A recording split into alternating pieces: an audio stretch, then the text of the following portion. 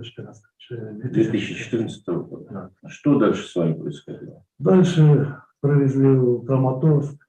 Так. Где-то было вечером шло дело. Кинули меня в этот такой метр на метр, ну, типа будка там в подвале. Может. А это где находилось? А где именно? Ну, я не знаю, все было в пакете. Меня неоднократно вытягивали, или предплечье меня. А как избивали? Прикладами, шокерами. Электротоком добили? Да, пытались поставить меня на колени. Ток заставляли держать.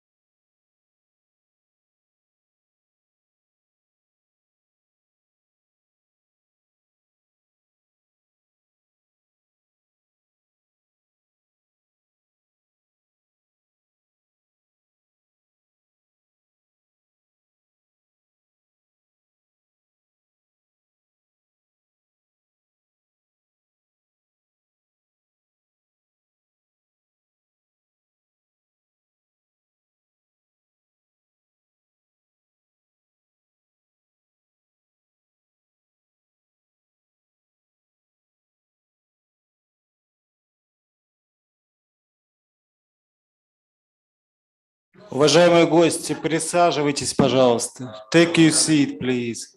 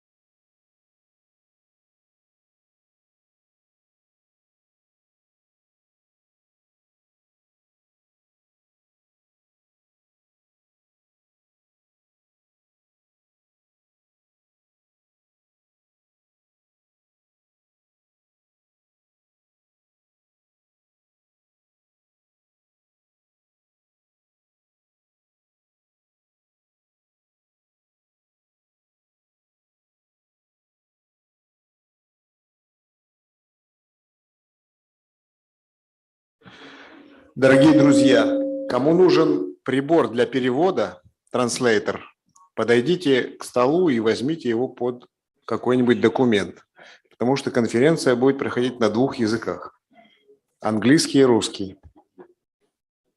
Джордж, вы понимаете по-русски? Возьмите переводчик, транслейтер. Вот такой. Вот такой. Вот там. В углу есть транслейтеры.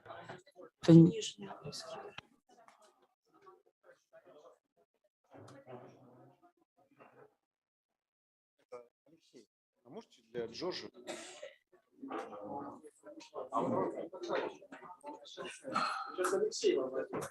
Привет. Okay.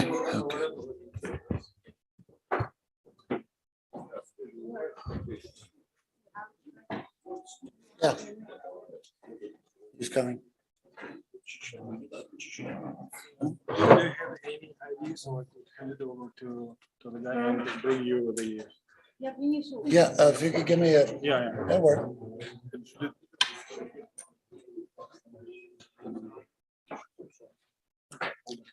Okay.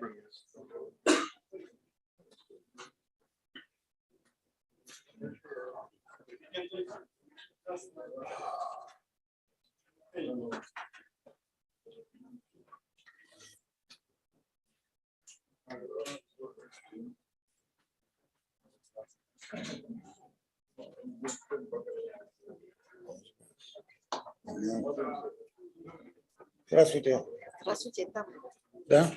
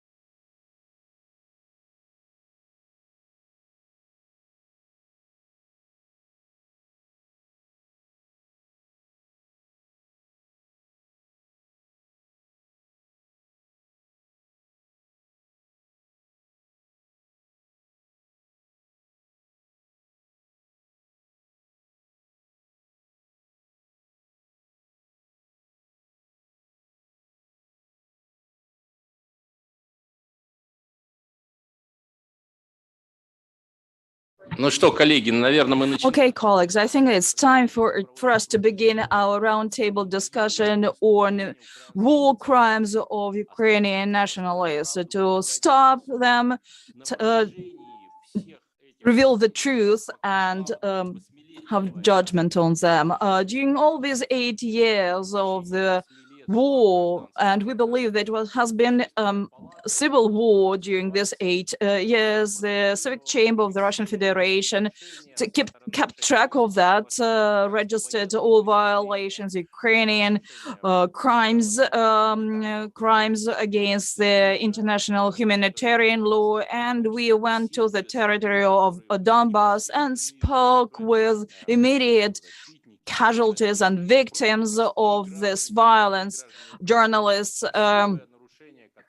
civilians, and we registered all those violent acts of violence against them. We'll show a bit later to you 2 interviews out of the hundreds that we have, who will speak about the tortures of executed by military forces of Ukraine. We know for sure that there was massive use of torture against people in these territories. And as for the situation in Donbass, and you know that a number of people murdered their women, children, and the shelling goes on. And according to the international humanitarian law, these are crimes of war.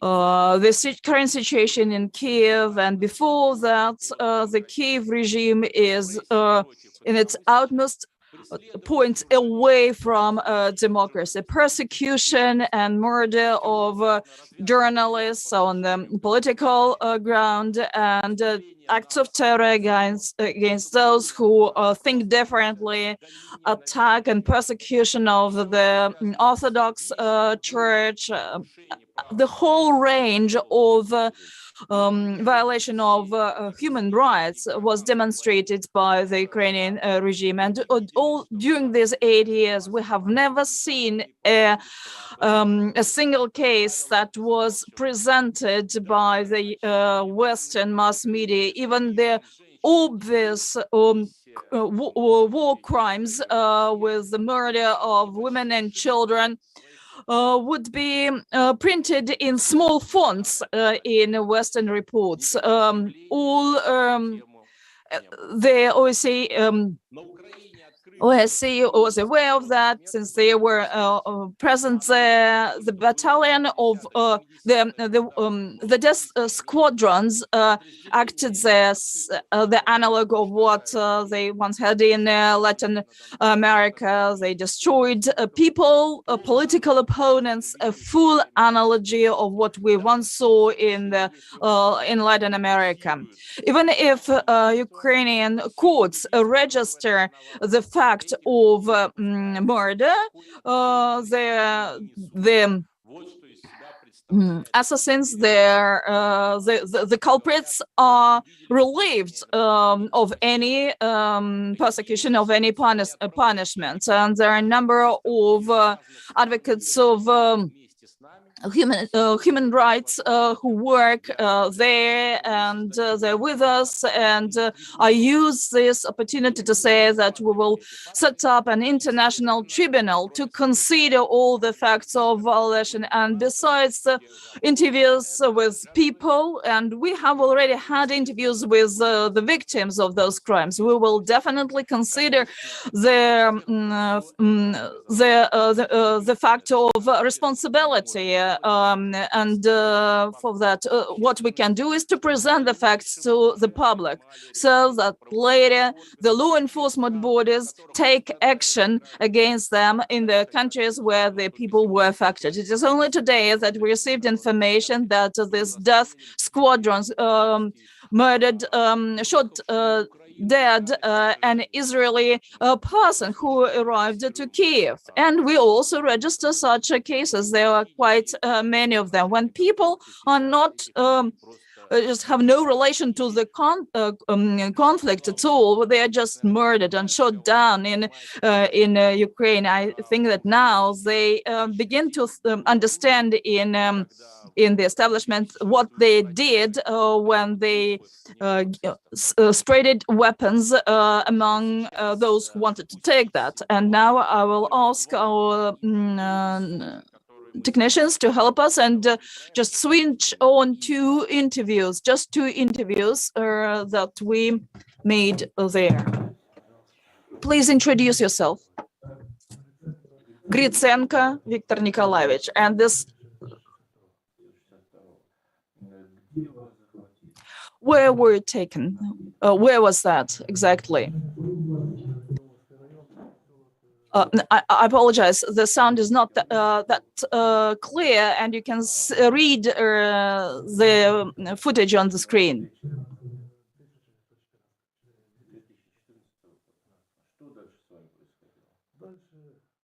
Well, I was imprisoned seized on in 2014, and what was happening then? I was put in a certain booth, 1 meter by 1 meter, some cell. Where is that? I do not know exactly. Everything was covered. I was stretched and beaten. How were beaten? By and they tortured me with electricity and hit me with sticks and forced me to. Well, they would put their wires on my fingers and made me just hold it. 220, yes, and used electroshock and some other devices. I do not know how to call that. And what sort of device? Well, yeah, it generates electricity, and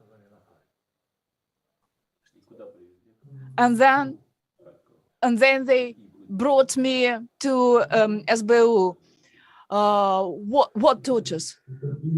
They drowned me and then shoot and hit me with rifles. Rifle ends. With the bed of the rifle, and then kept me in cuffs. And cuffs were here, and the pipe was just inserted here. And then they would swing and rock me. Well, what sort of tortures? Well, a pipe about 70 centimeters in diameter.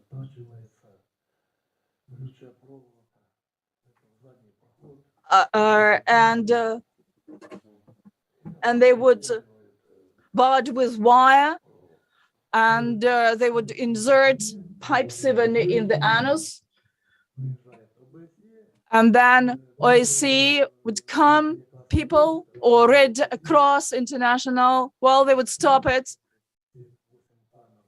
The whole all people from these 8 cells would be taken away from them and put in a basement with some wrapper on our heads.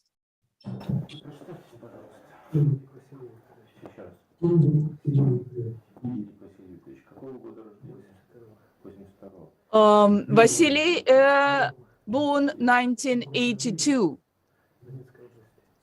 Born in Donetsk Oblast. When did it happen? Which month at least? Somewhere September, I think. That was September, I think, or October. Well, I can't remember because they hit me on my head. They took me somewhere in some, put me in some small cubicle or cell.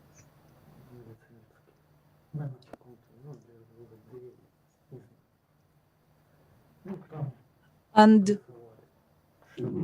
they pressed me there. What exactly they did?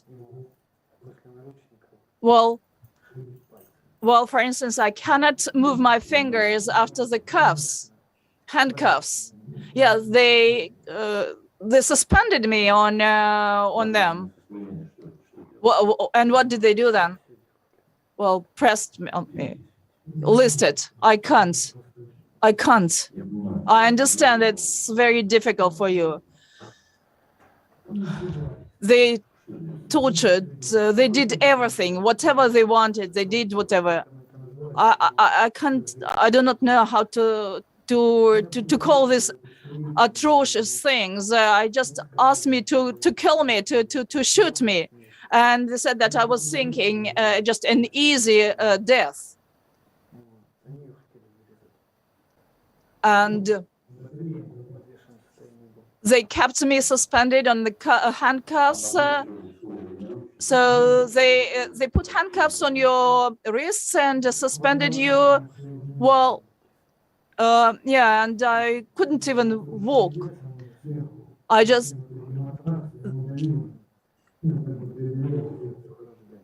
I virtually squeezed my ankles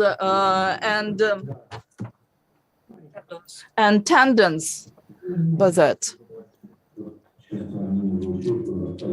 Well, before you spoke with a man, he said that he was tortured by electricity. Well, that's the usual thing for them. And there was not, I can't remember well. They took my pants off and put wet cloth on me, on genitals, and put electricity there, 220 volts. And there was something in the basement downstairs, and they said that you will say everything there, and it's not about speaking the truth, but just they wanted me to speak whatever. And after that, I couldn't walk at all. They would lift me up and put me down on a bunk. And I urinated with blood.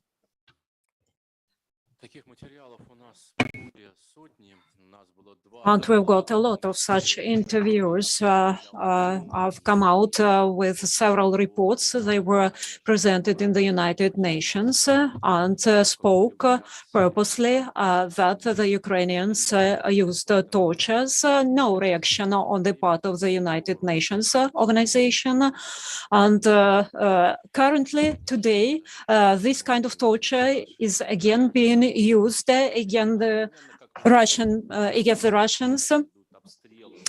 You are well aware that currently the Donbas region is being actively shelled. And Mr. Pokrovsky, head of the politics science chair in the Donbas University, he is with us online. Can you hear us well? Yes, here I am. Could you please tell us in a couple of words about what has been happening over these days? Are there any victims?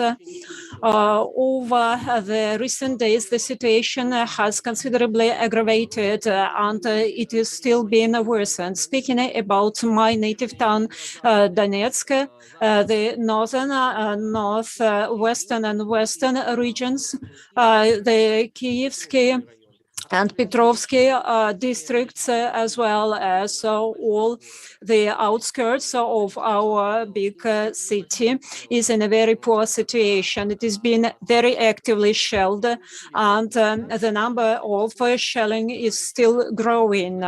If well, earlier we thought we have grown used to shelling, then no, the combat line and the contact line, the sound of mine throwers was not considered by the local dwellers as some serious threat. But nowadays, 152 caliber is being used, a very large one.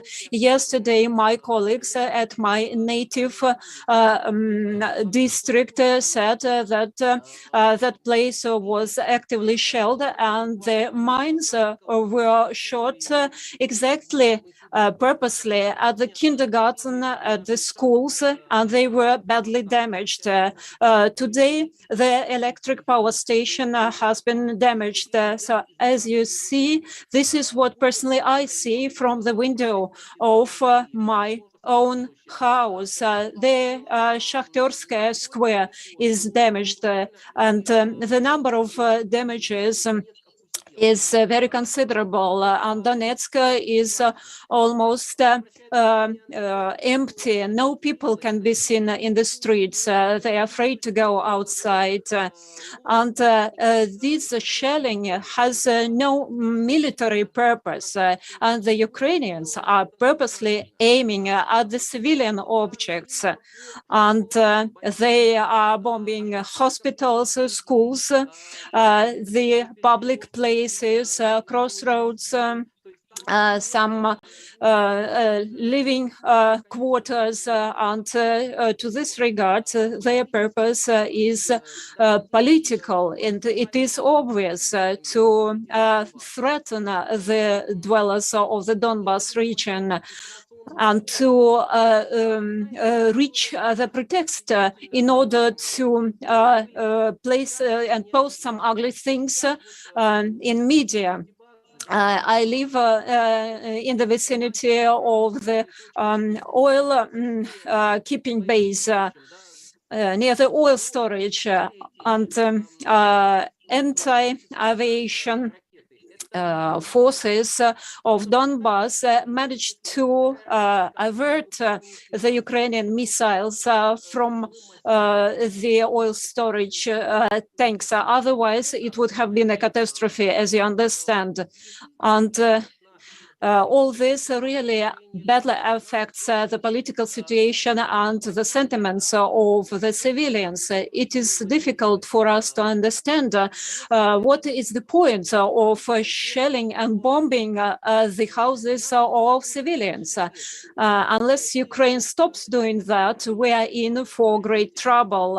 Of course, we are taking measures to avert this and to bring to the minds of the world public opinion about the atrocities which are taking place currently in the Donbas region. They use not only mass missile systems, mass missiles launching systems. 3 Grad missiles were seen by us on the kids' playground. Personally, I saw from where these missiles were shot. I know who shot them. Luckily, no people were hurt.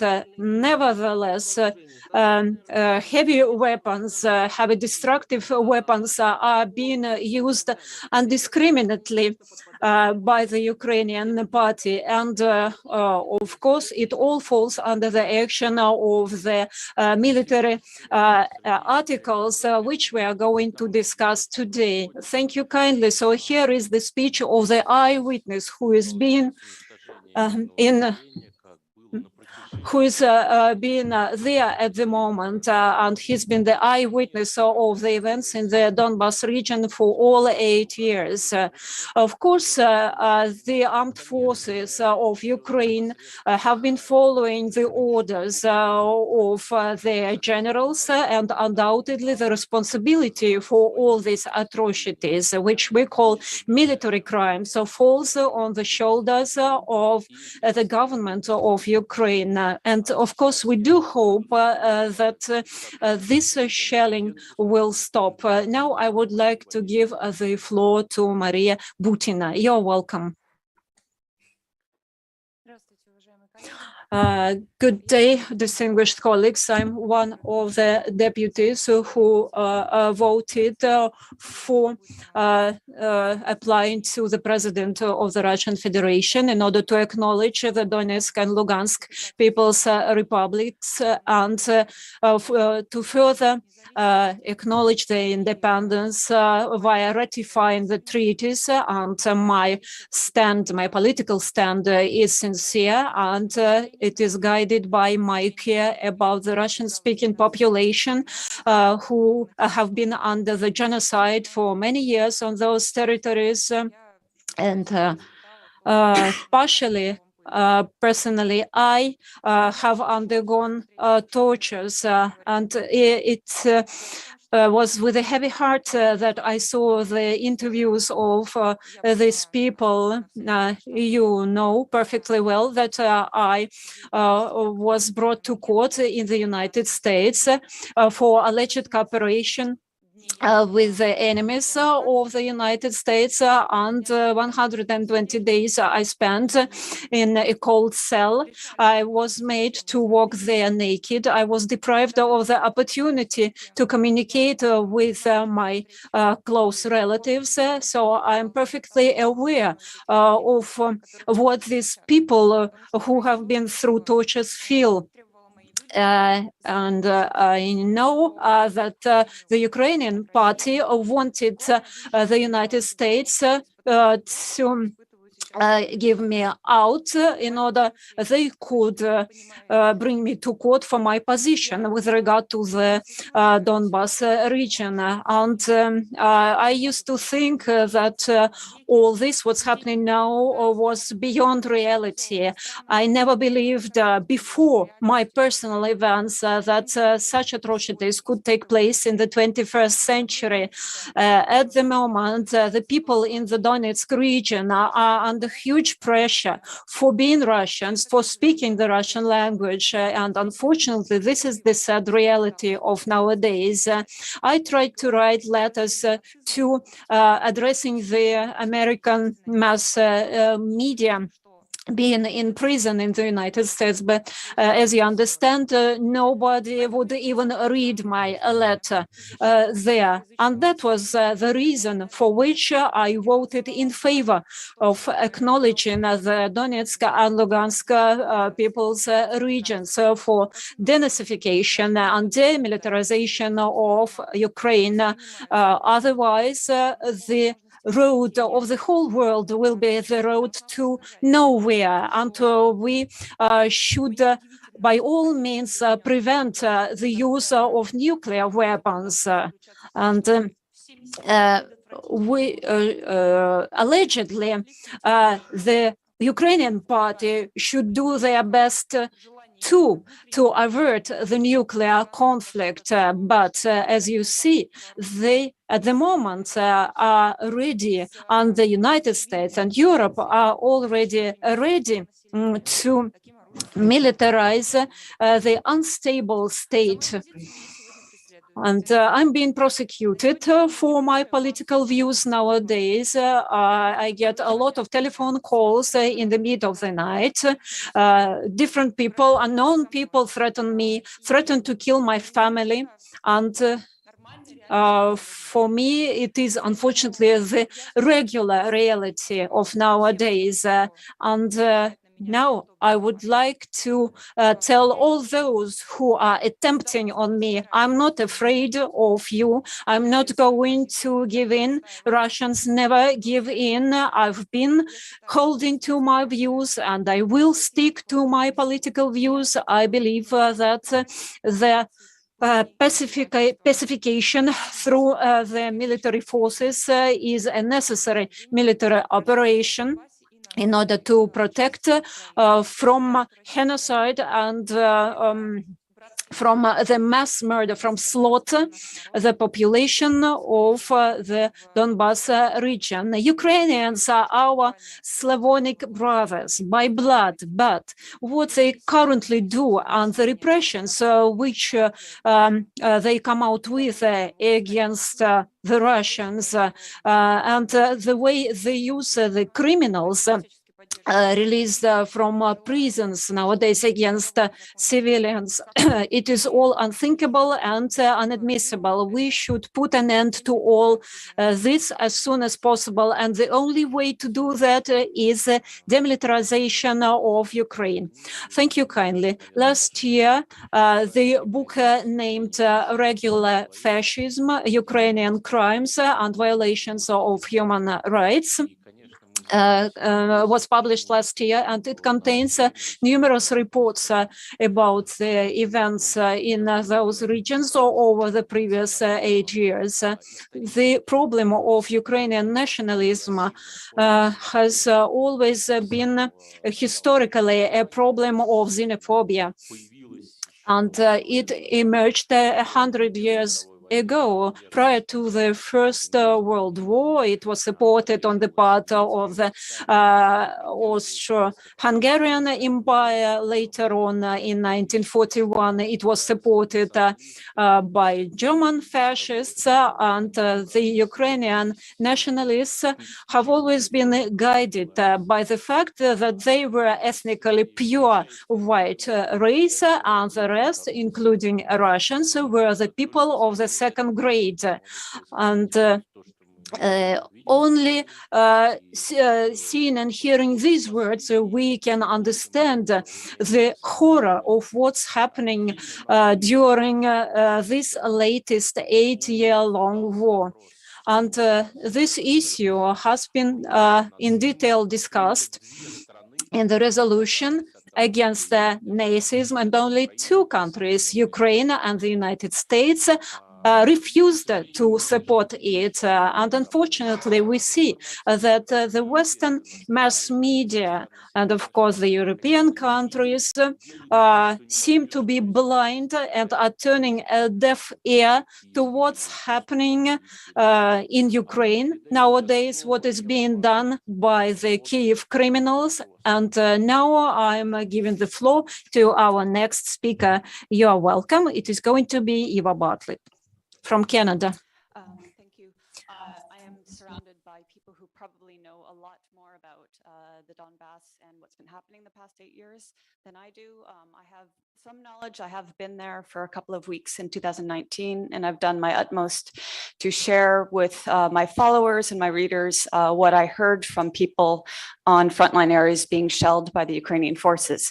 But what I thought I could bring to you today is my thoughts on the parallels between the reporting on Syria, on Donbass, and on Gaza, where I also spent considerable time. I lived there for 3 years and 2 wars. And so I have a really kind of intimate knowledge of how the war propaganda is spun forth and how it's repeated in each conflict. First and foremost, of course, is the vilification of the leadership and the defenders of the area. So, of course, in Gaza, it's the vilification of Hamas. In Syria, it's President Assad and the Syrian army. And of course, in the Donbass, it's the defenders of Donbass, it's Putin, and it's Russia in general. And this is done, of course, because once you vilify these leaders and these defenders, the Western public is very easy to manipulate. And I'll get into that a little bit later. But also the vilification of media. So, of course, I contribute to Russia Today. I also have other independent media sites I contribute to. But the mere fact that I contribute to RT makes me a Russian propagandist, a Russian stooge, etc. And I'm sure many of you have experienced this, or merely by virtue of living in Donbass or in Russia, you are automatically charged with some slur. And this is used to negate the validity of what you have to say and your experiences you have to share. And the other notable thing is the disappearing of civilians. So we, as has been made clear here, we don't hear in Western media about the civilians of the Donbass and the hell they've been through the past 8 years. We don't hear about the 2 million plus civilians in Gaza who've been under siege since 2007, who are constantly warred upon by Israel, whose farmers and fishers are fired at with live ammunition simply for doing their work. We don't hear about them. And in Syria, we did not hear about the civilians in, for example, Aleppo or in Damascus, who were under terrorist fire on a daily basis for years. We never heard about them. All we heard about were the areas occupied by terrorists, which the media dubbed as rebels, in order to whitewash their crimes and incriminate the government of Syria. And then we also don't hear about the aggressors' war crimes. So in Gaza in 2009, I was on the ground and I was riding in ambulances with Palestinian medics. Israel used white phosphorus widely throughout Gaza on civilian areas. And I documented some of these casualties that I met in a hospital, and I documented some areas that I saw white phosphorus after the war had stopped and it was still burning. This is widely known amongst people who have documented this, but no action was ever taken against Israel. It was never held accountable. Israel used flechette or dart bombs on civilians, including children, and on medics.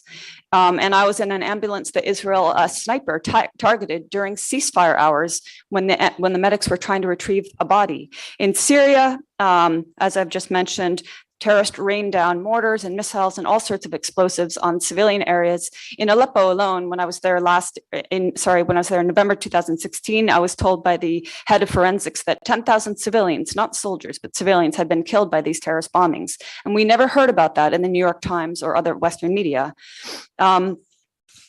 And I don't need to say that much more about the Donbass since our colleague in Donetsk and since Mr. Grigoriev have already outlined the crimes committed against the population of Donbass. One other thing that we're seeing now is the use of false flags. So in Syria, I would say probably everybody is aware of the false flag that was the fake chemical attack in Duma, right? And that is to this day still being used in Western media to vilify Syria. It never happened. I know Mr. Grigoriev took many testimonies. I myself went to Duma after the allegations and took many testimonies from the population there who were tortured by the terrorists that were inhabiting that area and who were starved by those terrorists. Western media never spoke of that. And I mean, I'm sure you can add more false flags with regards to what's happening in Ukraine now, but it was, what was it, like 5 days or a week ago that media and then Western media ran with it, were saying that the forces in Donbass had targeted a kindergarten. And of course, it was later found that that was not targeted. It could only have been targeted by Ukrainian forces. And this was used to incriminate the forces in the Donbass. And also we're seeing, just like with Syria, we're seeing incessant war propaganda. In 2016, all eyes were on Aleppo because the Syrian army and its allies, the Russians and other allied forces, were working to liberate Aleppo of al-Qaeda and other terrorists that had been occupying the city for years. And Western media, as I said, omitted the civilians that were living there under siege at times by these terrorists. And instead, we're talking about last doctors.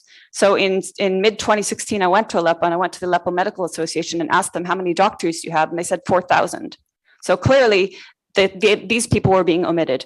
And the media were talking about hospitals being targeted. And one of the notable hospitals that, according to some Western human rights groups, I think Doctors Without Borders, it was allegedly flattened and destroyed and reduced to rubble. And that was the Quds Hospital. And it was not. It was not at all reduced to rubble. But real hospitals that were targeted by terrorists, like the Kindi Hospital, one of the largest and best cancer hospitals in the Middle East, that was destroyed by terrorists, and Western media said nothing. And of course, in Gaza, like I said before, all the 2 million people are simply reduced to terrorists in Western media's eyes. And I'll wrap up in a moment, but just a little propaganda. Recently, there's a great article in English publication called Off Guardian, and it's talking about some more of these false flags. One of the ones they mentioned was allegedly the Ukrainians had destroyed a column of Russian vehicles, but the footage was actually from Syria. It was from 2020 in Syria. Another one I remember very clearly was Human Rights Watch, Ken Roth, using a video footage of Eastern Gaza, Shajai, and saying it was Aleppo under Assad's barrel bombs. And then he later retracted and said, I stand corrected.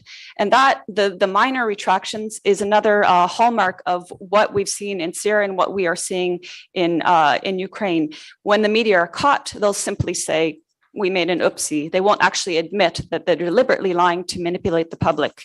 The last thing I will say is, I mentioned at the start the vilification of leadership and defense, and that is used to manipulate the public. And if you remember in Aleppo, there was a boy who was shown in an ambulance. His name was Amran Daknish. And Christian Amanpour actually met with Sergei Lavrov and showed him a photo and basically accused Russia of having bombed the boy's house. And of course, this was not true. The boy's house was not bombed by them. It was bombed by terrorists. And he was fine, but he was exploited to manipulate public opinion. 1 month prior, there was a Palestinian boy who was 10 or 12 years old. His name was Abdullah Isa. He was savagely beheaded by Nuruddin Lazinki, and the Western media didn't say anything. They took Amran Daknish and they said he's the face of suffering in Syria. And they are going to be doing this again with regards to Ukraine. They're going to be using children and exploiting them to vilify Russia and the forces in the Donbass. And they're going to be committing more false flags. And the last thing I will say, this is a critique of Western journalists who are supposedly anti-imperialist, because what I'm seeing now is journalists coming out and saying, well, they're either sitting on the fence, as they did in Syria, and saying nothing about Ukraine's crimes against the people of Donbass and their threat to Russia, or they're blaming Russia, as they did blame Syria, or they're saying, we don't want war, we just want peace, while ignoring the 8 years of war on the Donbass. So to them, I say, you have blood on your hands. You are as guilty as the Western corporate media for lying and for obfuscating the crimes that we've heard from these testimonies and from the gentleman in the Donbass. Thank you. Да, спасибо большое. Мы занимались тоже вопросами Сирии. Well, that's true. We some time ago were just we collected information on Syria and on white hamlets and what was happening there. And we see now that the same type of disinformation and fake news are being prepared, and the same provocations are being drawn following the same scenario that white hamlets did in scenario. Our next speaker is Natalia Narachnytskaya and then Kazbek Taisayev. Natalia asked us to link her now, because later she has another event to join. And for all of us to be able to take the floor, please follow the time limit of 3-4 minutes maximum. Natalia, are you with us? Yes, we do hear you. Thank you very much. No, thank you for giving the floor to what we have said and heard. I'm to go to the first channel in half an hour's time with open air broadcast. And once again, I want to draw your attention to the fact that Western Europe is indifferent to completely had been watching indifferently to all the atrocious things and tortures happening in Ukraine, if that was against Russia and Orthodoxy. The Bandera type integral nationalism that allows them to enjoy the suffering of people. You may remember then back in the Soviet times, there were many books under such titles as Women and People and Animals, and that seemed very strange. And this pathological, zoological hatred was characteristic of SS troops,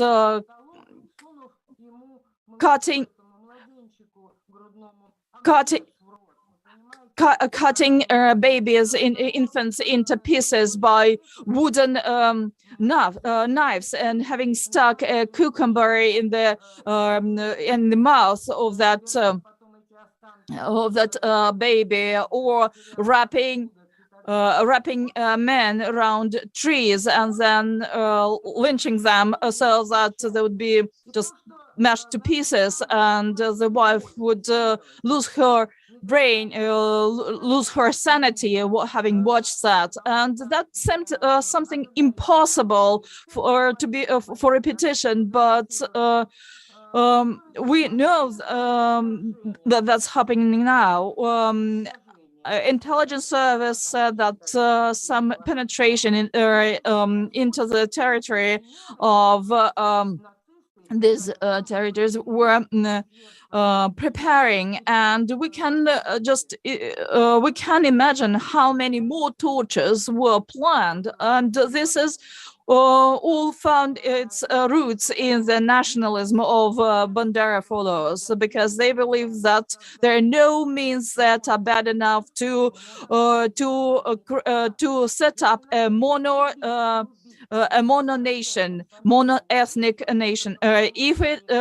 If for this it is necessary to destroy 90% of the population, and if they are followers of the Orthodox Christianity, and that automatically means that they are Moskals, that means that they must be destroyed. They are not like pagans, but animals, but beasts. But well, they're worse than that, because beasts even do not enjoy torturing human bodies, because they do this just to satisfy their animal hunger. But what we hear from the Western Europe, and when Scholz announced support to Ukraine because they have common values, and the colleagues said the values of Ukrainian nationalists are those of Nazi. Does that mean that European Union has become followers of the Nazi philosophy?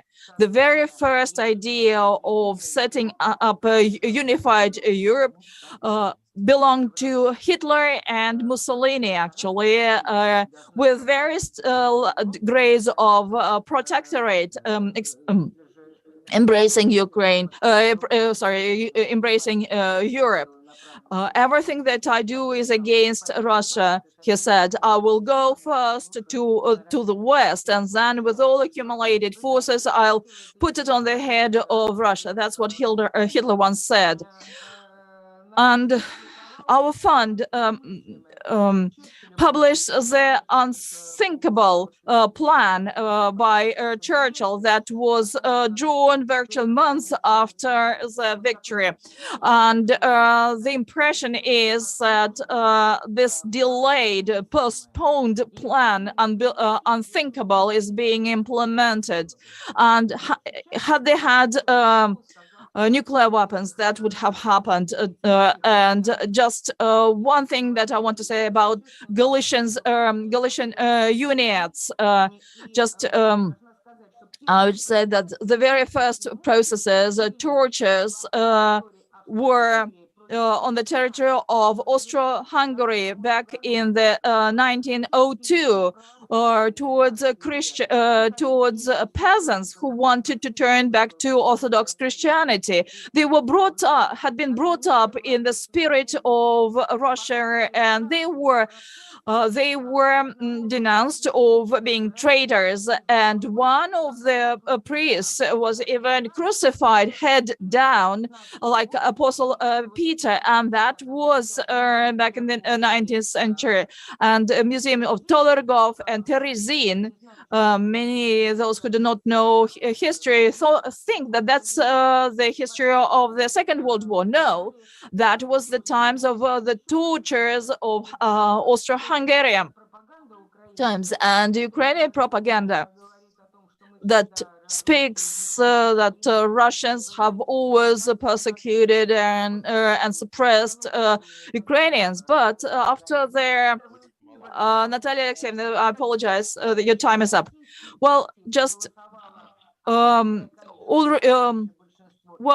just to wrap up,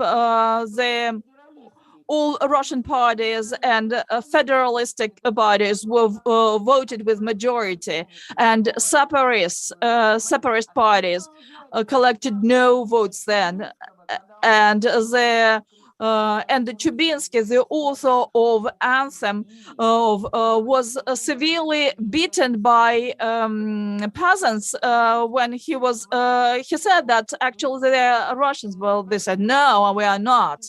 So what the atrocious things that are happening now, I'm sure that's not fake, that's true. And we must publish this information. We just make it public because there are honest people in the West who people should see that the Nazi ideology has become the state ideology of Kiev. Before that, they were indulgent to that. They just tolerated those parades with torches, but like we know was the case in Germany in the 1930s, but later, gradually, this ideology turned into a state ideology and turned Ukraine in very close to Nazi Germany. And what would become to people who think alike with us in Donetsk and Lugansk is difficult to imagine. Well, when it's not even tears, but a heartbeat stopping when I hear and see what was presented in those interviews, and that would have had this would have taken a mass nature. Thank you very much, Natalia. I really want to give floor to many. I'll give the floor to Kazbek Taisayev, Deputy of the State Dupa, Communist Party representative. I also want to make a note that we have representatives of different parties speaking here, even opposition parties, and the majority of parties, including opposition parties, supported what the latest events. Together with my colleagues, I voted for the latest decisions and for ratification of the subsequent treaties that was signed by our president, and I was one of the co-authors of the statements and decrees made by the State Duma and our party. Why we were in the focus of this decree.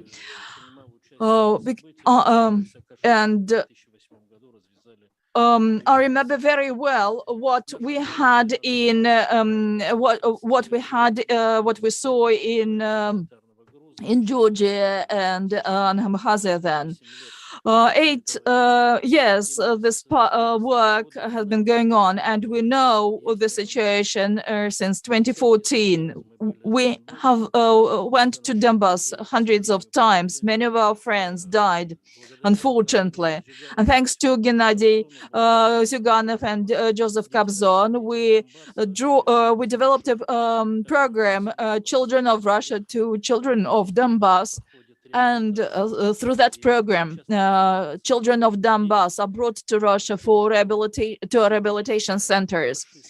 The current fascist power in Kiev again began its actions in Donbass, and President rightly said that what we see is a true genocide against people of Donbass and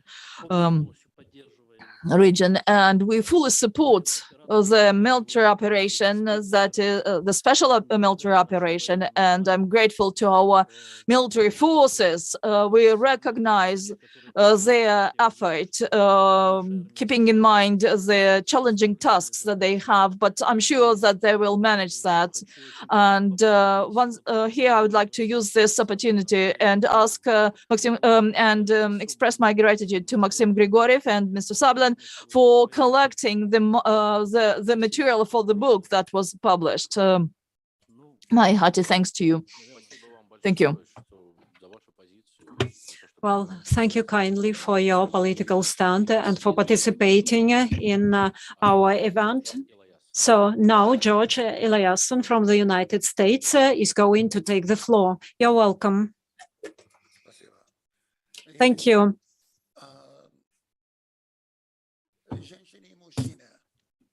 Men and women, thank you kindly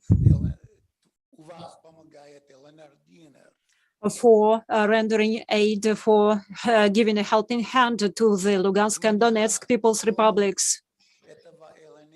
My home is in the Lugansk Republic, and I have a passport of the citizen now of this republic. So I would like to thank you. I was going to start, I was under the impression this was about the history of how this began, of how this erupted, all of it. And I was going to take it back to 1991. I've done a lot of writing about this. And it all revolves around a very malignant Ukrainian diaspora. They are behind all of this. They are the money behind it. They have a lobby in the American Congress that's bigger than Saudi Arabia's. Now, when we talk about what's going on and whether it's documented or not, or making it into media, it is in different places and in different ways. I've been very, very fortunate to be listened to at the right time sometimes. In 2015 and 2017, some of my articles helped stop the funding for Ukraine for a little while because of Azov Battalion. So yes, they do listen. It's rare, but they can. The information that I provided about what's going on in Ukraine made it as far as Donald Trump at times. And that's been documented in American media. Now, torture and everything going on, LNR and DNR are doing a lot of work right now with the mass burials. It was Deputy Foreign Minister, excuse me, Anna Soroka that began it. Now, the first one that they looked at was at Pervomaisk. And I was there when they opened up the graves, and she asked me to take a look. What could I see? I'm an investigative journalist. What I found, and I traced all the way back to Maidan, were a couple of groups. When the Maidan Heavenly 100 were made, they were on the 12th floor of the Ukraine Hotel Ukraina with the snipers. I had one particular person of interest.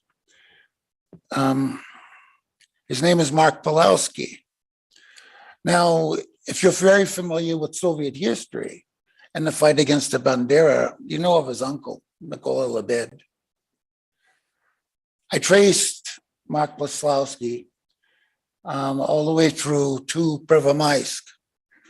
I have 3 admissions of war crimes directly before he was killed at Ilvaisk. And that was what I was starting to work on before I got the invitation here. And that's what I'd be doing. It'll be out in a couple of weeks. But that's very important in terms of the point you're making. Now, in terms of what you call the propaganda war, I would say I was very lucky in 2015 to stumble upon it. And what I mean by that is the contractors, the clients, the people that are paying them, everything nuts to bolts all the way through. And I started documenting it for 7 years. They went silent when Donald Trump went into office because I promised them I would get them for treason in the United States. The man heading what you call the propaganda war and what he calls information operations is in Virginia. His name is Joe Harding. I knew he started back in March 2021 because he contacted me to boast. And that was the lead up to this right now. Now, why would Zelensky be so willing to go to war in 2021, early 2021? He wanted Joe Biden to back him in his great war against little old us in Donbass. Zelensky knows this: without a war, Ukraine is Somalia. They oversold the wheat to Turkey. They have to buy the flour from Turkey. That great Holodomor that they keep trying to bring up into the air, they created it now. Because of the gas situation, no one in Ukraine can afford gas. All the businesses are closing. And what I'm saying is according to Zelensky's former head of the administration, Bogdan. They're energy experts, they're economic experts, they're experts on gas and energy. And they all agree between now and July, if those lines held, if there was no war, Ukraine would be Somalia. So how do you cover that up and unite the people? Joe Harding's plan was to start a war. The whole purpose of information operations is to get the opposing leader to make what they consider bad decisions. That is the entire purpose of it. And what he did, and I'm not saying Putin made a bad decision. Vladimir Putin and you good people saved all our lives. Thank you so much for that. But in terms of media, what they could put into the West, you have to understand that in information operations, it's not what the news is. It doesn't matter. It doesn't matter what the information is as long as they control it. That's what they're doing. So every moment of the news cycle you see right now, you're looking at the media leading policy. You see it in the news, and then you hear a politician speak about it, and not the other way around. The tail is definitely wagging the dog. I'm going to tell you exactly how he's doing this right now. I don't know what the acronyms are for the agency right now. Back in 2014 to 2017, it was called the Broadcasting Board of Governors. It sits inside the State Department. And these were all Hillary Clinton appointees. Oh, by the way, about 400 appointees in the State Department are still Clinton appointees, okay? They're all rabid diaspora. Now, the BBG sets the narrative for US media. And if you don't run the narrative like they tell you to, try to get something done. Just try to get access, just once. We'll see. So they fall in line. In terms of Syria, the group behind it is called Ehamet. They work for the Ukrainians in the information. It's the information policy thing that they moved into the cultural center, okay? It's a definite group. They work with Bellingcat. Uncovered them a few years ago. They're all part of the same group, is my point. It's run out of Ukraine. Now, the way to stop this, if anybody ever decides to in Ukraine, is to cut off diaspora involvement. Force the Ukrainians to use Ukrainians in terms of government, in terms of the ministries, making policy. Keep foreign involvement out. When the Kazakhstan coup happened, I was asked to do the forensics on it when it was still going on. And I found everything down to the addresses of the people behind it and the money in it. And guess where it's from? Just in Ukraine. So that particular group worked for this particular operator during the Ukrainian coup. And we're looking at a very small group of people. So it's not that difficult to give them the exposure and end this. Thank you. Коллеги, да, спасибо за выступление. Мне только что написал Артем Сергеевич Бобровский, вот, который выступал в начале мероприятия. So, Mr. Bobrovsky, who spoke at the very beginning of our our conference has just told us that 5 minutes ago, another shelling from the Ukrainian part has begun. Unfortunately, there is no online connection, but we do hope and pray that everything will be okay. Now we give the floor to Mr. Hasedo from Spain, a journalist and a blogger. You're welcome. Thanks a lot for this time to speak here. I would like to talk for me and for Mr. Juan Antonio, because he cannot speak in English or in Russian, so I will speak 2 times. In the beginning, we would like to say that we published a lot of books, a lot of journals in Spain, and we are the only one editorial in Spain which is making this task, because the rest in Spain, in general, they forgot every issues about foreign policy in Spain. And talking about foreign policy in Spain, when started the Russian operation in Ukraine, it was very funny how everybody was Hitler in Spanish politics. I mean, left parties told that right parties were Hitler. Right parties told that left parties were Hitler, and everybody was supporting Putin, but not them. In example, the party Podemos from the left, they told that Vox in the right wing, they support Putin. And of course, Putin is Hitler. Vox told that Podemos was supporting Russia and Putin, and of course, everybody is Hitler. So the Spanish politics are very stupid. They have a lack of content, and everybody is, how to say, in another example, you can imagine that in a very important TV channel in Spain, they could use images from a video game as a Russian attack in Ukraine. Yes, in Spanish, this happened in the channel with the name of Antena 3. They broadcast in the very, very important TV show that Russians were attacking Ukraine, and anti-aerial forces of Ukraine were repelling the attack, but this was a video game, not reality. So you can imagine how stupid is our situation in Spain. In politics, everybody is Hitler. In mainstream media, everybody is making manipulations.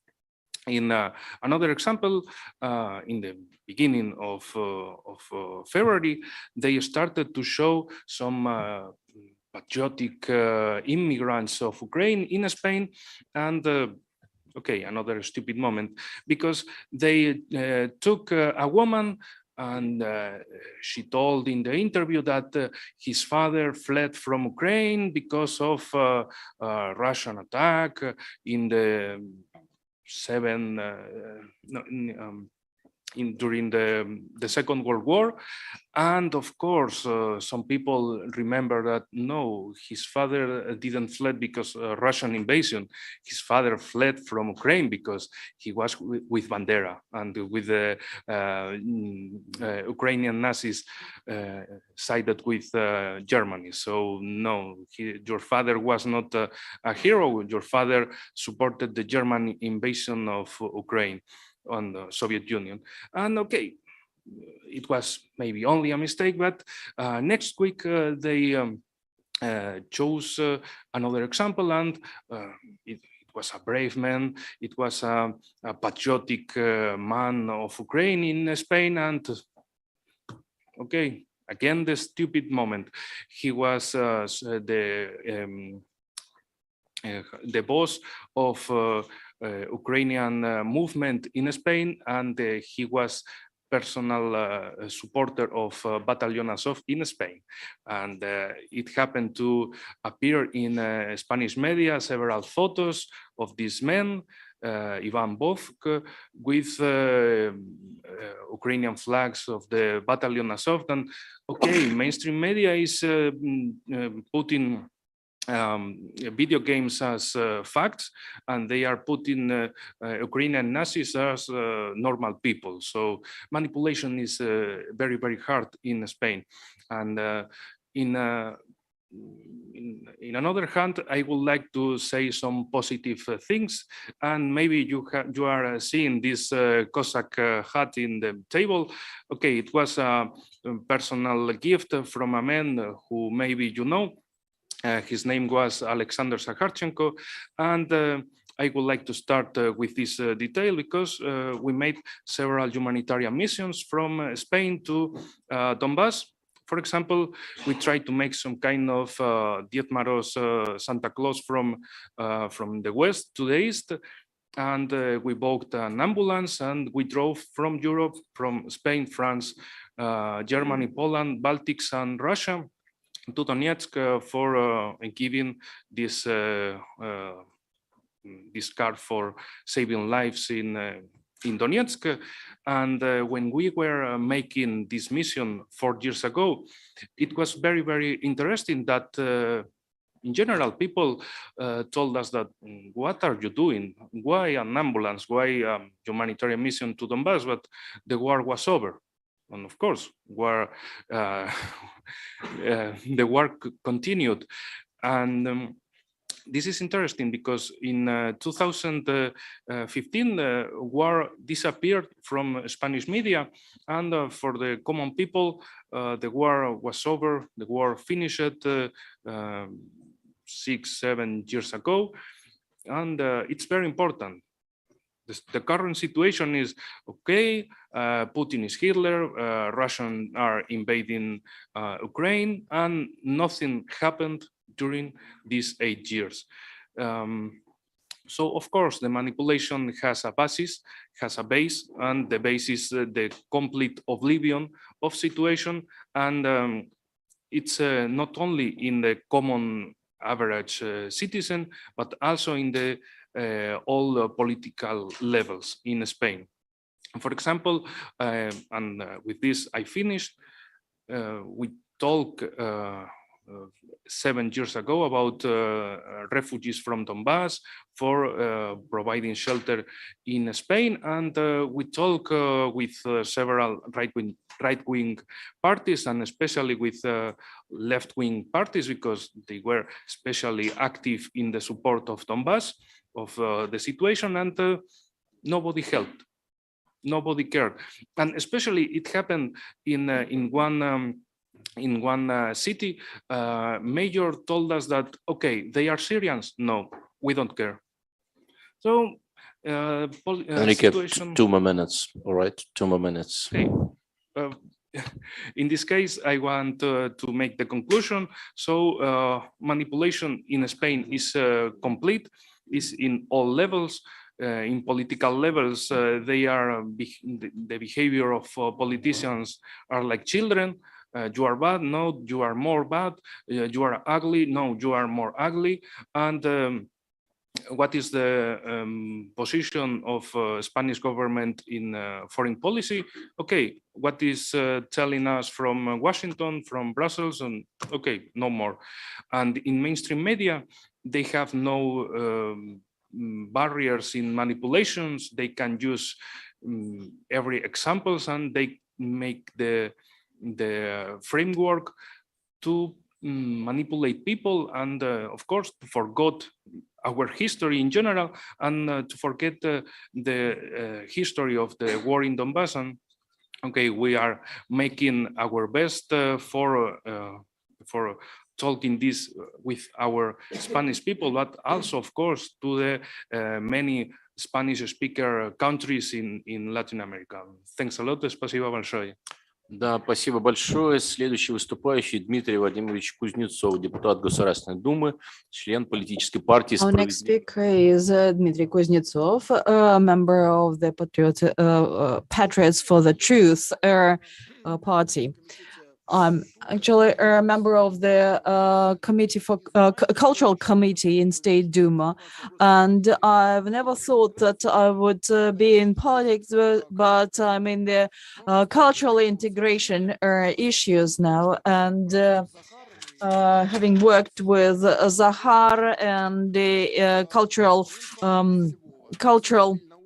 and I got a message. I began to get messages today. A citizen from Lvov wrote to me. She was beaten today in the street because she spoke Russian there. Several people wrote to me from Kiev saying that they are waiting for Russians to come because people are beaten up for their pro-Russian position if this becomes known. Another woman writes to me that she is Ukrainian and her husband is Russian, and when they were asked what's their attitude to Russia, they said it's doing right. They were beaten, we see that support that is given to us by different regions of the Russian Federation, from the Caucasus, from Ramzan Kadyrov. So that's also a type of Eurasian integration for us. And today I brought a draft law on civilian holidays. In political situations, no matter in which detail the crisis finishes, the situation for our compatriots will be very tense and anxious in Ukraine and Europe and in the Baltic states. So my suggestion is within our committee and working groups pass a law on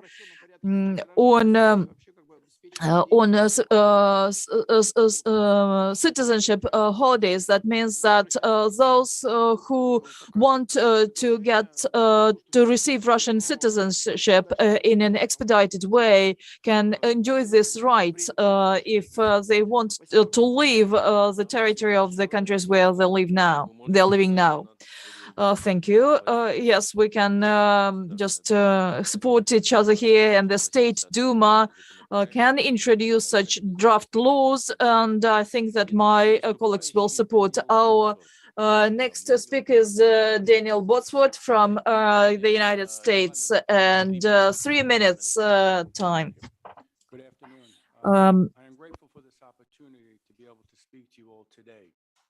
Allow me to briefly introduce myself. My name is Daniel Robert Bosworth. I am from New York.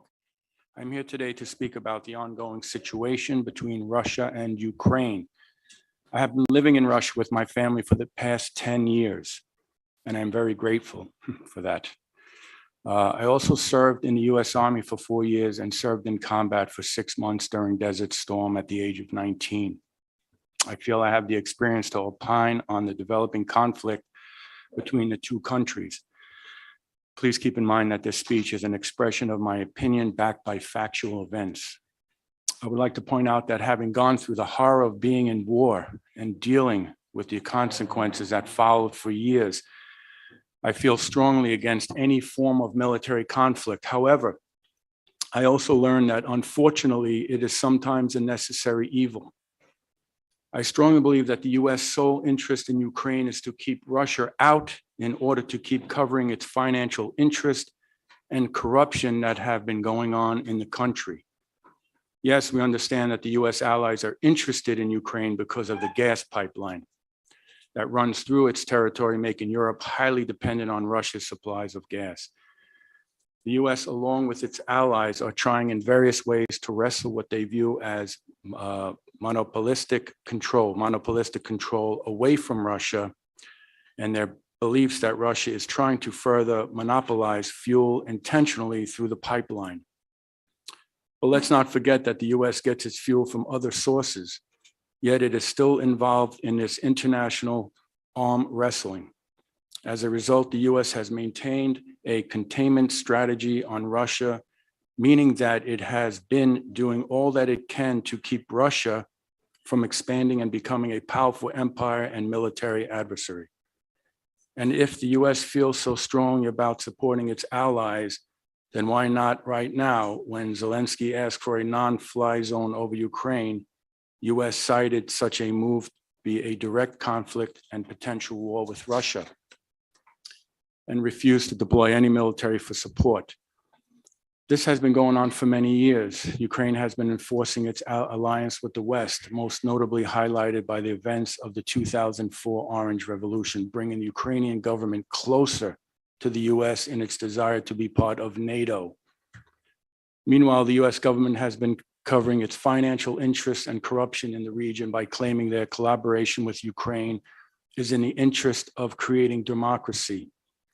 Then what about a recent speech given by the Ukrainian parliament member on Fox News, Kira Rudik, who said that they are also fighting for a new world order, a worldwide conspiracy being orchestrated by an extremely powerful and influential group, which include many of the world's wealthiest people, top political leaders, and corporate elite from countries like the US, England, Germany, Italy, New Zealand, and Austria. Coincidentally, Ukraine was also the largest donor to the Clinton Foundation. And interestingly enough, the reference to the bioweapon diagnostic labs in Ukraine has just been taken off the official US Embassy in Ukraine website. A lot more information will be revealed in the upcoming weeks and months as the events unfold. As I mentioned earlier, I hate reading the headlines about the casualties of war and pray for a peaceful resolution. But the main point I wanted to bring across is that there is more to what is being shown to us right now. There is an agenda, a hidden plan, a coup to cover up, call it what you want, but the situation we find ourselves in has been years in the making. I have been receiving several emails and messages from my friends and relatives in the US asking me if we are okay. Many Russian-born immigrants in the US are trying to get the real picture, but simply can't. They are fed such news lines like Biden addresses an anxious world as Putin makes nuclear threats, Russia committing war crimes, Ukrainian leader says Putin's 40 miles of killing machines taunt Ukraine's capital. Subconsciously, often without realizing it, a strong opinion is formed by reading this, messages without asking the why. During my last visit to the East, I heard people say, I haven't seen that in the news, and if it's not in the news, it has not happened or it is not true. Thank you. Да, большое спасибо. Следующий выступающий Александр Семенович Брод, член Совета при президенте Российской Федерации. Mr. Brod from the Civic Society on organization on the human rights protection in Ukraine in particular will take the floor.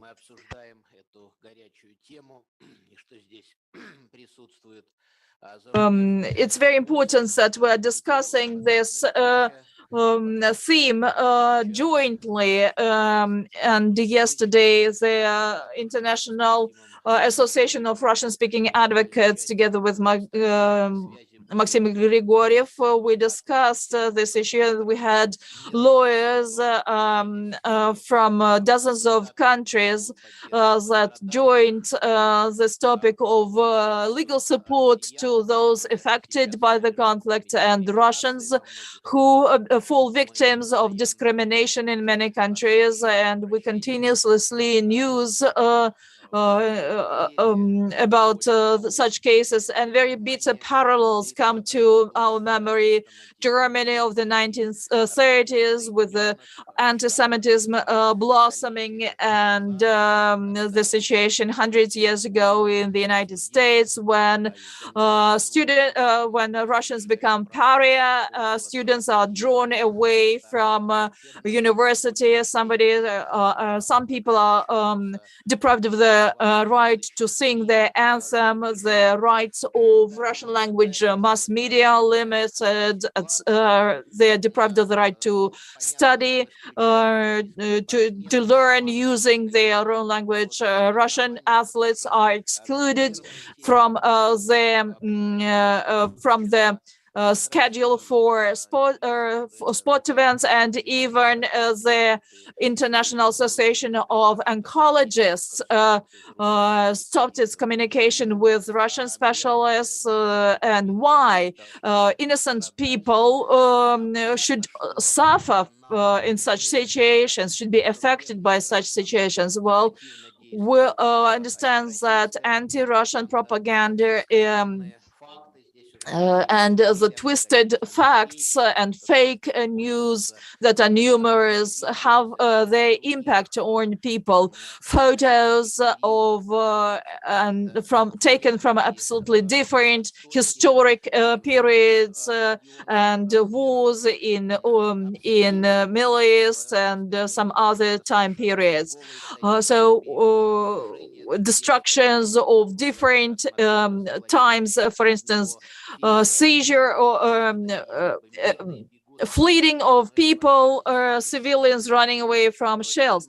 Well, and saw that yesterday on the in the news, and it turned out to be an episode from a film.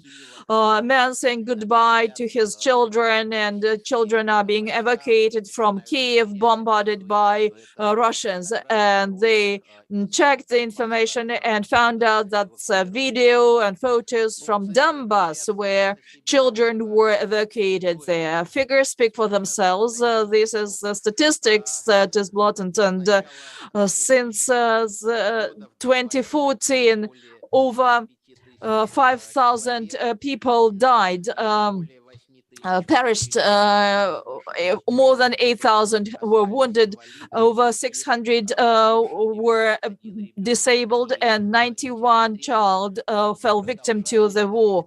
And the victims continue to appear even during the peace talks that were held yesterday, in spite of the attempt of two parties to agree on something. That some teachers died in one of the schools in Donbass. No electricity supplied, water, pipeline destruction, and humanitarian catastrophe for people in Donbass goes on. I wanted to quote a famous Russian writer, anti-fascist Ilya Irenburg, who said that people have similar blood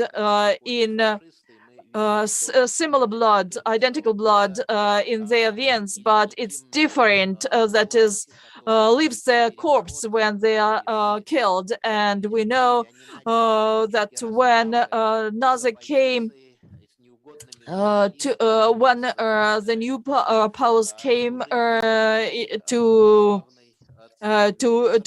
Ukraine, we saw how they began to fight opposition, journalists, priests, and immediately destruction of civilian facilities began, and the fire in the labor union house in Odessa is a classic of a massacre. Thousands of people were affected, and the international,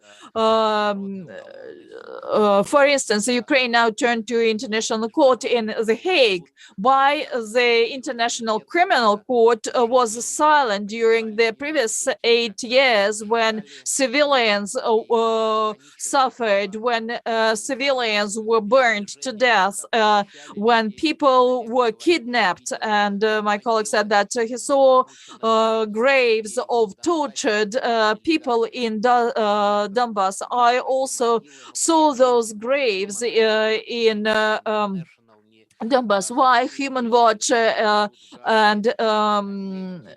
Human Rights Courts and OSCE never took interest in these atrocities? The prosecution office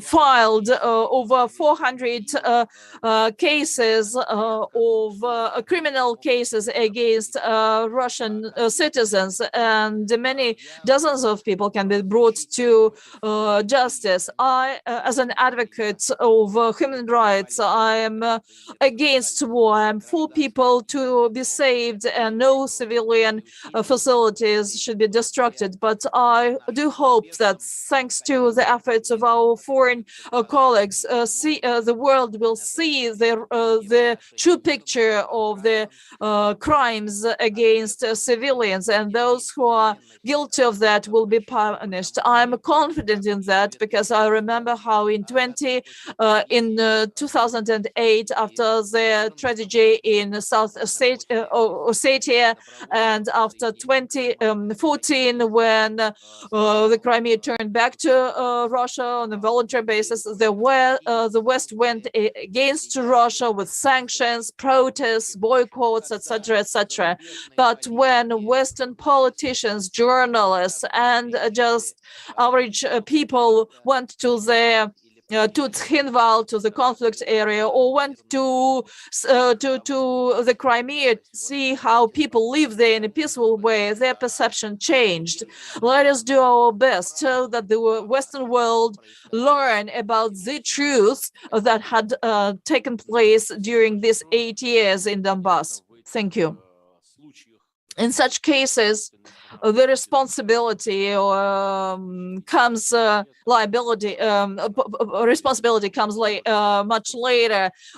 Even General Panacea, who was guilty of many crimes, met his justice.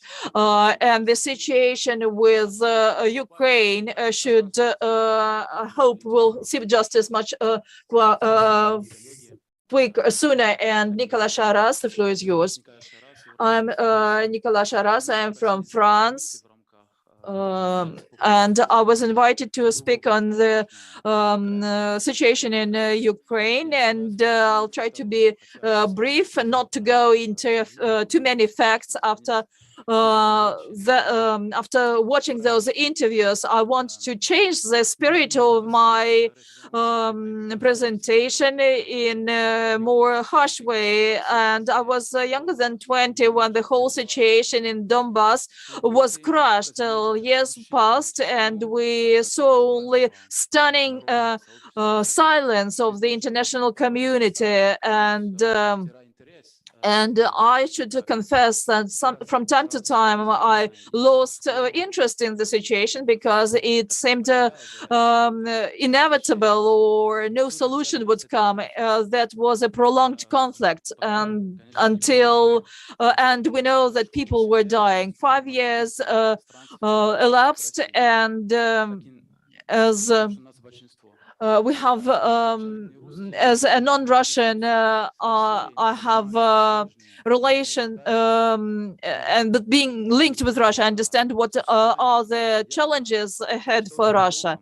I believe it's my duty to support the decision of the Russian president to start demilitarization and denazification of Ukraine. I'll explain my point of view. There was no other alternative to cut the Houdin knot and recognizing people, Donetsk and Lugansk People's Republics. Vladimir Putin decided to stop this war rather than to wage a new one. The Minsk decisions never were fulfilled. And why do we need them if they have never been fulfilled? If one of these parties doesn't want to do this? We need to recognize that Ukrainian population failed to elect a worthy representative to the high office, and they have been handcuffed for all these years. Well, maybe Russia needs Ukraine, but Europe doesn't need Ukraine for sure. And only if they need Ukraine, only as a platform, as a ground for military forces, for their own pursuits and to satisfy their own interest. Russia cannot afford having a state whose objective is to hinder Russia's development. What is the Western response to this? We see this whole situation resembles the post-Crimean situation. Sanctions, we will threaten Russia with sanctions, euphoria connected with that. And how Western countries can afford, after 2 years of hysteria because of a pandemic, what policy Russia should pursue towards its historical grounds. I wouldn't call them traitors, but there are some elements in the West and in Russia who are against Russia's agenda. And if I am for Russia, if I support Russia and the Russian army, because it does everything possible to prevent bloodshed, not only in Donbass, but on the whole territory of Ukraine. To have more impact on the Western mass media, we have to have a new information platform that will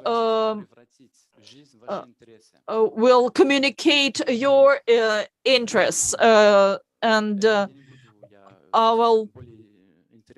Well, there are more interesting speakers ahead to explain this.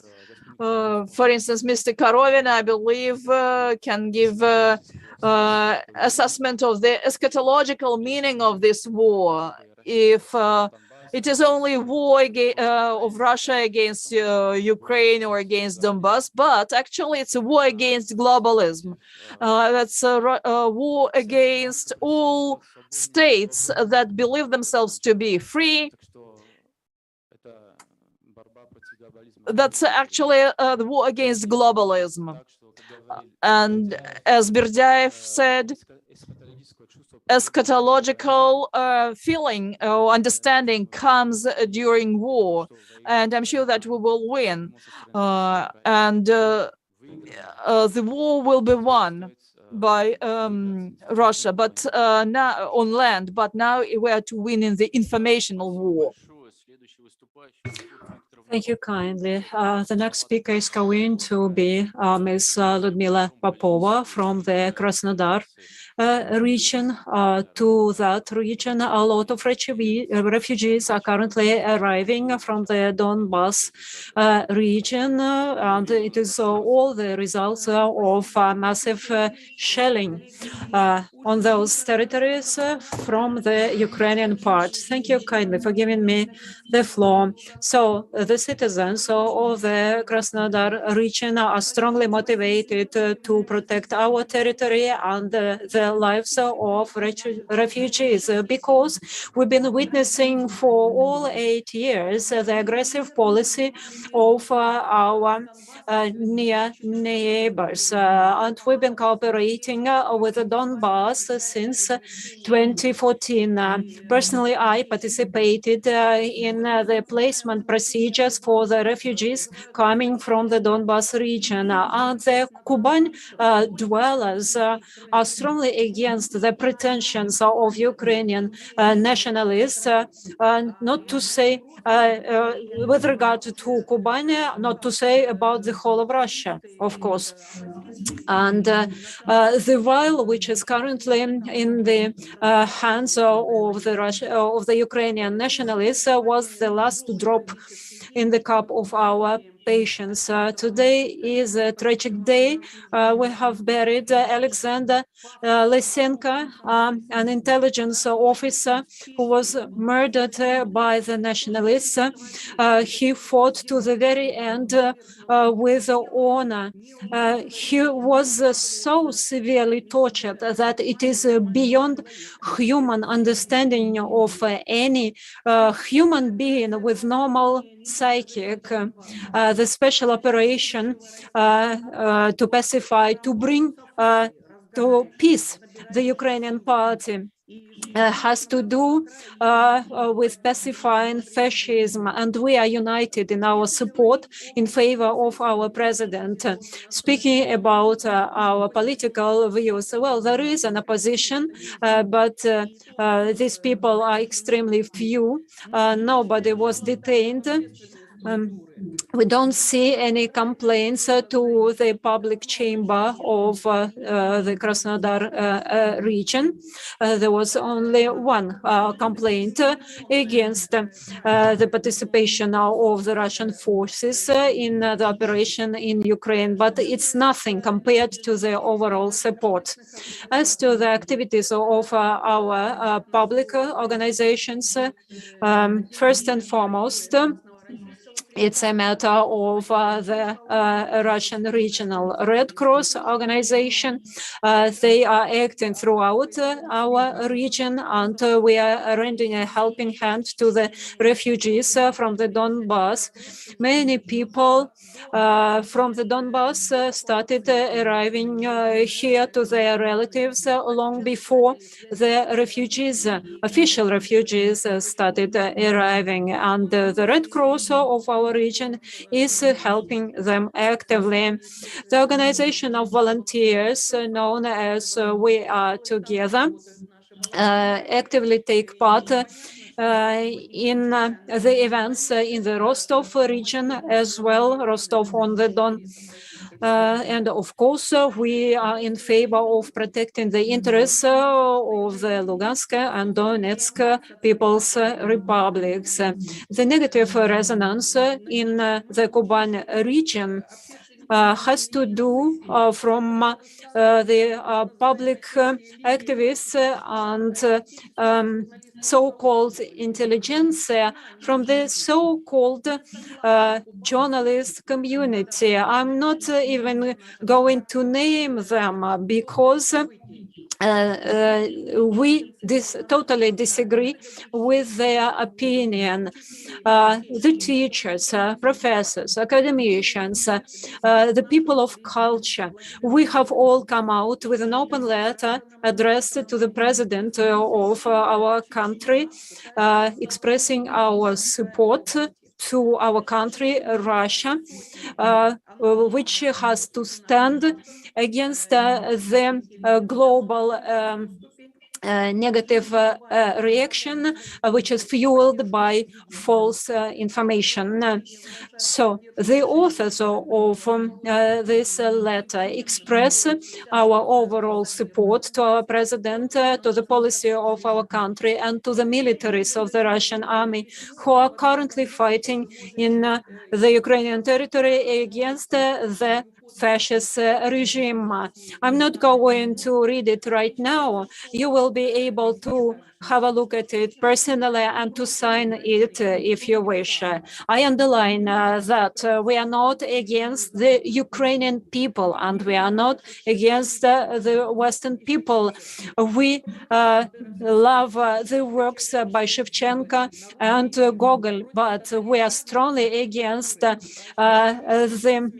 executioners and Nazis, which dehumanize the situation in the relations between Russia and Ukraine. Vladimir Vladimirovich, we are with you. We are sticking with our army. We are sticking with our people and with our country. We have posted this open letter on the internet, and you can find it on the homepage of the Civic Chamber of the Russian Federation, and we call those people who share our opinion to join this position. Thank you kindly for your attention. Now, Quentin Benoit, a video blogger, is going to take the floor. So do please stick to the time limit because we've got a lot of speakers. You're welcome. Quentin, you're welcome. Я бы хотел поговорить о конфликте на Украине.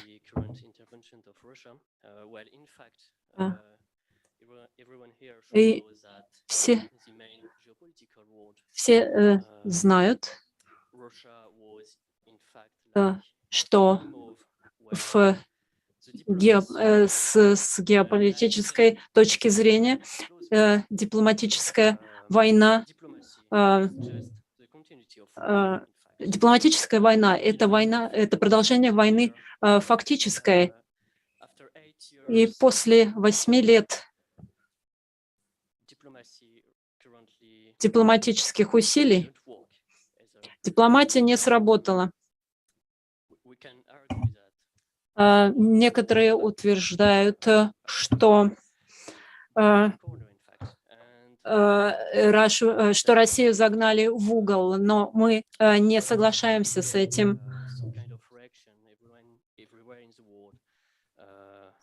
Сегодня все в мире видят, что на Россию нацелен практически весь мир из-за позиции по Донбассу. Фактически дипломатия, к сожалению, не сработала.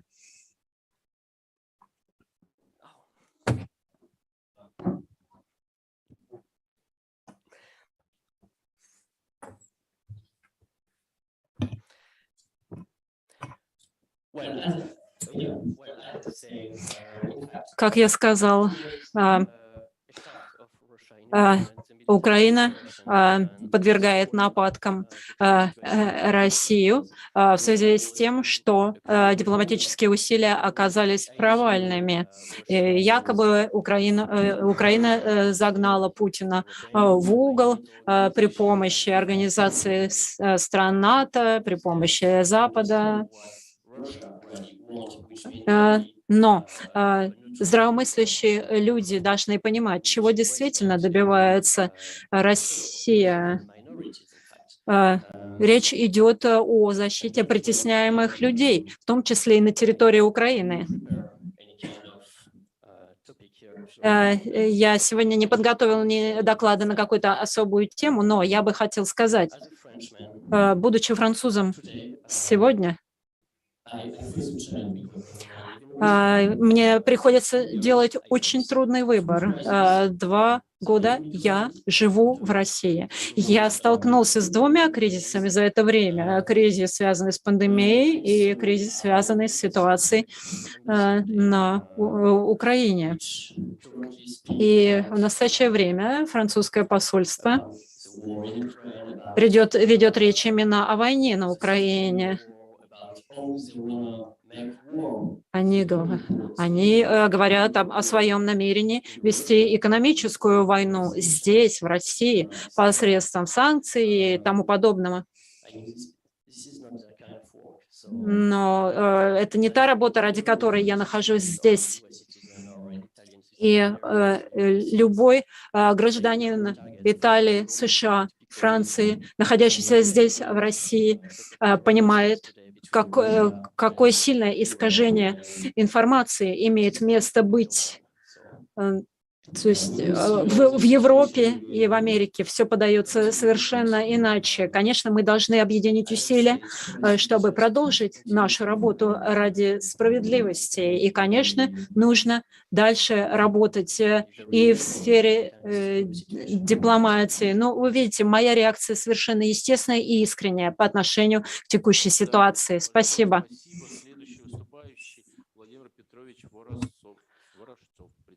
Well, thank you kindly. The next speaker is Mr. Voroshtsov, representing the Party of Pensioners for Justice.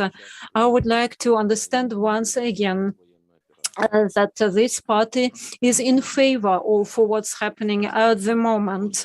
That is the pacifying military operation in Ukraine. Good afternoon, distinguished colleagues. First and foremost, I would like to say that the Party of Pensioners is a party of peace. And as far back as in 2016 wrote in our charter that we work in 3 directions. Peace in our home, peace in the territory of the former USSR, and the peace throughout the world. And being guided by this principle, the Party of Pensioners as a party of wise people, has always considered, it still considers that keeping the memory and truth about the military crimes is one of the most important trends in our work in the right cause of protecting peace. And namely for this reason, I'm here as a representative of this party, as an important factor of keeping peace, as it is important to know and remember the military crimes which were committed against humanity. And of course, the most important is the fair retribution to those who committed those crimes. It is a very important historical factor because it determines the further political, economic, and ideological decisions. And in this case, the Party of Pensioners would like to draw the attention of all participants at the following fact. Such single actions and events held should not be the limit. It is not enough because the world knows the examples when the whole nations quite successively have been keeping the historical memory about the historical events. Even those who have never been to Israel remember perfectly well about the center Yad Vashem, the historical center, which has always played a very important role in preserving the historical memory. We all know that many countries, especially Eastern European countries, with the purpose of let's say, their own interpretation of historical events, have created very peculiar structures. For example, the Polish Institute of National Memory, which is state-financed, and the employees number 1,300 people. It is a scientific and research center. It's a huge museum holding large events, but over 100 prosecutors are staff members of the employees of that museum. So they give the historical assessment to the historical events. Respectively, the information work is being done to this regard. The information propaganda was insufficient with regard to the events in the Donbass, and we've been eyewitnesses to that. At a very large political event, I mean the visit of the new German Chancellor to Russia, when Mr. Scholz, of course, he is a young man and politically inexperienced, but his statements, well, what genocide are you talking about in the Donbass? Well, it was not it was not to his honor, I should say. By the way, the Pensioners Party and I have to come across the events in Kosovo and Metohia, and I would like to remind that by the official data presented by the Serbian party, over the whole time of the conflict in Kosovo and Metohia, 13,000 people were killed, including the victims of NATO bombing. But 200 and 197 Serbs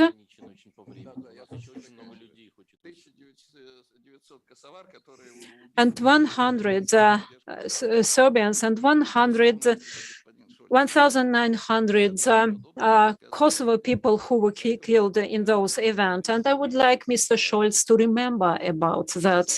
So I would like to come out with an offer to the representatives of the Civic Chamber. I don't know if there are reps of the Civic Chamber in Lugansk and Donbass, but I think that it is necessary to create this large state center of historical memory in Lugansk and Donetsk, devoted to these current events, with the participation of professional prosecutors, lawyers, historians, and those who are involved in media work, who have to truly inform about these events. And only in this case, our today's work will have a logical ending.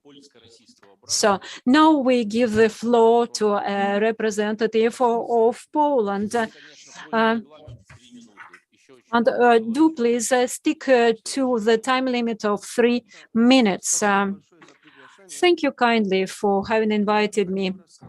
I would like to speak about what all of us have already mentioned. I would like to speak about the information war. Unfortunately, nowadays, Russia is losing this war. I mean, information war. Something has to be done so that in future, such large countries, I mean, with regard to population, like Poland, where for already 30 years, there have been anti-Russian propaganda, knew the truth. Well, over the recent days, I've got telephone calls from my acquaintances from France, Poland, Germany, and they keep on asking me, why, for what reason this so-called intervention has begun. So as you see, nobody knows anything true about the Donbass. So people have negative sentiments. Well, we understand for what reason it is all happening and for what reason Russia is trying to put an end to war, not to unleash another war. We need more information, truthful information. In the democratic countries nowadays, there is no access to the truthful information because Russian mass media have been cut off from the systems of communication in the West. And all those who are still online are being toughly controlled by the United States and Western Europe. So our channel on YouTube and in Facebook have already been closed. So what kind of truthful information can we talk about? Thank you for your kind attention. Well, we are all aware of what's happening in Poland. Now you just have no opportunity to openly express your opinion. People are being intimidated. The next speaker is going to be Natalia Kirukhina, our colleague from the Civic Chamber of the Russian Federation. Good afternoon, distinguished colleagues. Well, stick to the time limit of 3 minutes, if you please. I would like to say that today I will speak not only as a member of the Civic Chamber of the Russian Federation, but as a member of the Sebastopol Civic Chamber, which unites the leaders of public organizations which are to protect the maternity and childhood, the rights of disabled people, the rights of athletes, and which represents the interests of multinational people, including Ukrainians and the Crimean Tatars. As you see, the lineup of our organization is a complex one. And for this reason, there are often questions emerging with regard to which we are unable to vote, because everybody have their political views. Some view is supported by one member of our civic chamber, but it is disliked by another member of the civic chamber. And for this reason, I'm going to speak on behalf of the whole civic chamber of Sebastopol. I should say that with regard to the operation of the Russian Federation to pacify Ukraine, we are all united. We are in favor of it in order to protect the civilians of the Lugansk and Donetsk People's Republic. And we are absolutely united in our support with regard to the military operation to put an end to the terror against the civilians in the Donbas region. We understand that collectively the West will keep on supporting the Nazis in Ukraine, both politically and economically.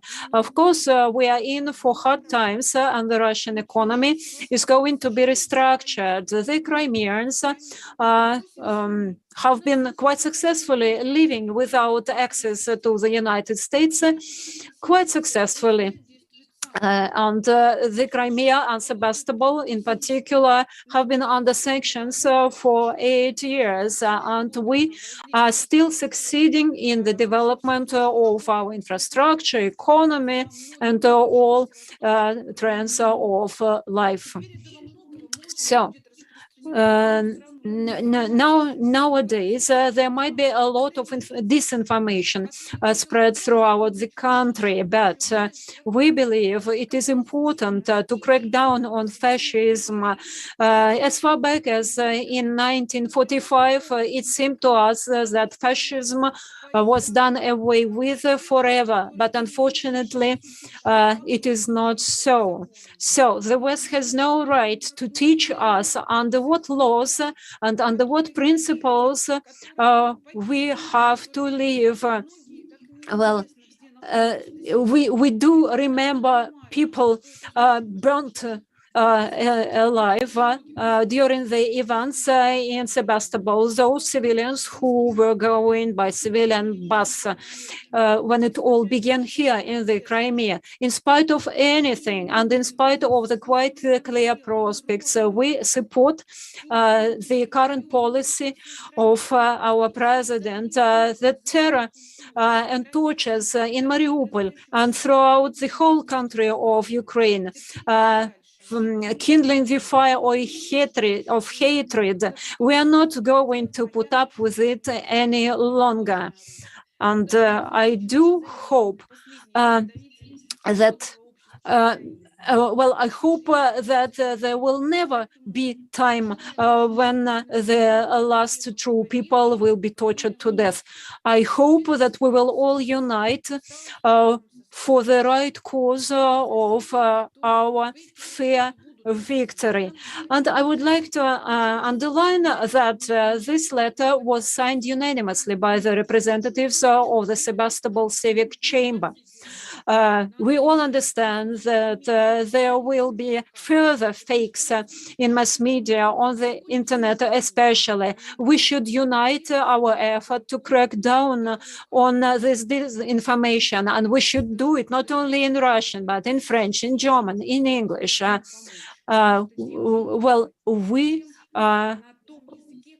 are doing it at the moment, not quite in the right language to which the West is used. So we should use other foreign languages as well. So now we are going to give the floor to a blogger from France. Stick to 3 minutes. Thank you kindly. Yes, I'm French and I've been living in Russia for a long time. I teach at the legal department of law department of the Moscow State University, and it took my attention that you want to set up public tribunal. It's important because besides the informational content, which is important, there should be the legal content as well. And in this connection, we understand that the military operation in Ukraine, it is in Ukraine, not against Ukraine. That's a very important point. And this explains the hysterical response in the West, because it's not quite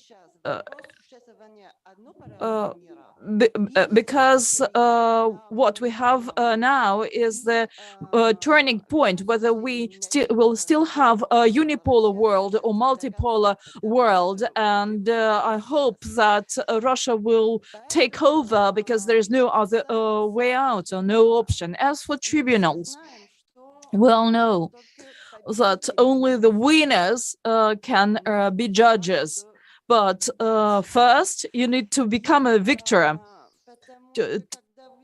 Because when you said that the case should be handed to the national tribunal, the question arises: either there is no willingness or other tribunals to consider these cases, and we see that in the West, in Europe in particular, states are guided more by the Atlantic point of view, so they will not consider those cases. And the question is of legitimacy from the point of the international community, because if it is about mainly citizens from Russia and Ukraine, they will not recognize the judgment, the verdict in the West, but then there should be an international tribunal. This was possible in right in Europe after the Second World War, because there was coalition. And we speak about informational war. We must understand that all aspects should be considered in a comprehensive way. Why? Well, currently we experience a rather monolithic political and media discourse in the West, dominated by the United States. And Russia finds it impossible to break through this monolith, because until it sets up another level of communication. But Russia should nevertheless continue with what she is doing. And the essence of the military operation conducted by Russia on the territory of Ukraine, because from the legal point of view, the sovereignty or statehood of Ukraine is questioned. There is territory. There is a territory with a conflict between dominated Atlantic powers and Russia, who wants to liberate, to free these territories from that impact. And we do not know what will come in the future. For us to have an efficient tribunal, the one that will pass legally binding and recognized decisions, there should be first resolve the question of territory, of ownership of the territory.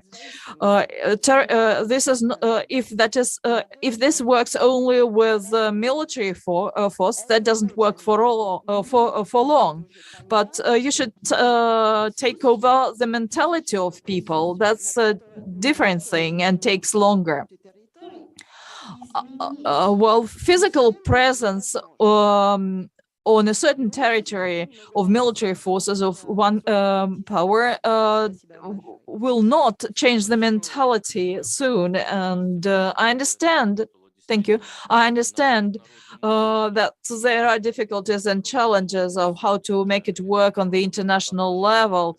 The International Court of Justice is a biased organization, but on the one hand, we have hope in the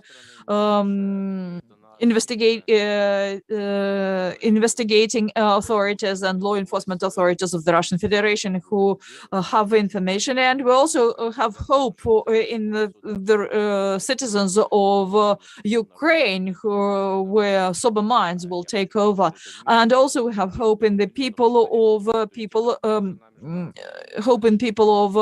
Lugansk and Donetsk People's Republics, 3 million people by European measures, standards. That's quite a big country. Or we have all of Olga Voronova online, deputy head of the Civic chamber from the Voronezh region. The floor is yours, Olga. Dear colleagues, today one of the colleagues said that do they have civic chambers in Donetsk and Lugansk? Alexander Kaufman is the head of Donbas Civic Chamber, and Mr. Karakin is head of Lugansk Civic Chamber. They are those who participated in all the events of 2014 when people of Donbas and Lugansk expressed their free will. And since the very moment of setting up civic chambers in those republics, we signed agreements with them on cooperation. And our representative went to Donbas, one of the first from the Russian Federation, to sign an agreement with the center there, and we started to work with the public civic chambers of these two republics. 4 years ago, we signed an agreement with the Donetsk National University on cooperation, and I send my greetings to our colleagues from Donbas and from Lugansk, professors and the faculty. During these past years, we paid numerous visits to Donbas, with lectures, with some cultural events, etc. And during the plenary sessions of our federal civic chamber, I communicated information from the field. Once again, we see that the current special military operation is an act of justice against the fascist forces that took power in Ukraine, and we saw that the Russophobic Western mass media have never visited these territories. And thank you, Olga. We are very limited in time. Thank you for your note. And very brief, be very brief. Yesterday's newspaper, Vid, we on the front page appeal to Russian citizens where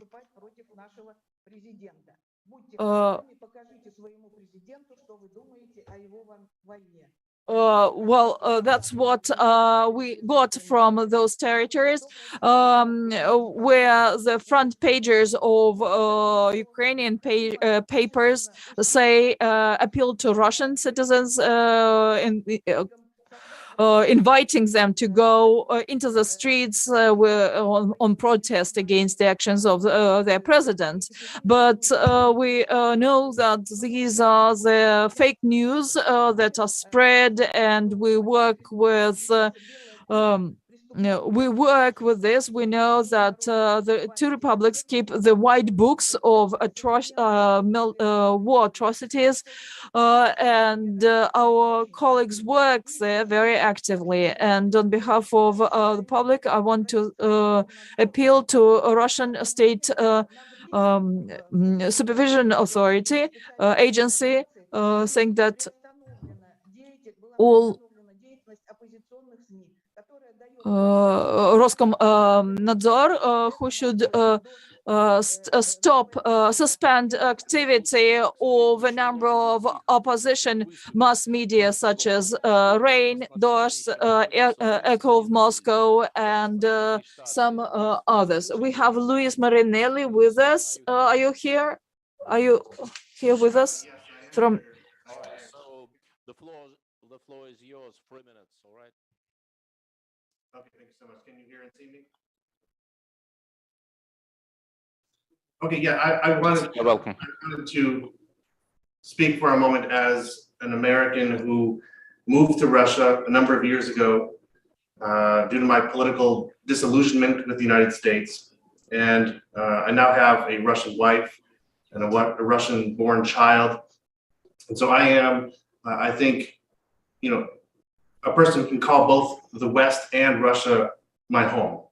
And therefore, I can share some of the sentiments of the other speakers who have expressed some sort of internal conflict about what's happening in Ukraine.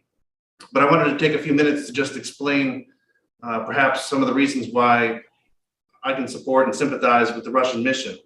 And the first is because I think that the Western outrage about the Russian invasion of Ukraine simply cannot be taken seriously, considering that the West and the United States and its allies act on their own national security when they deem it necessary to do so.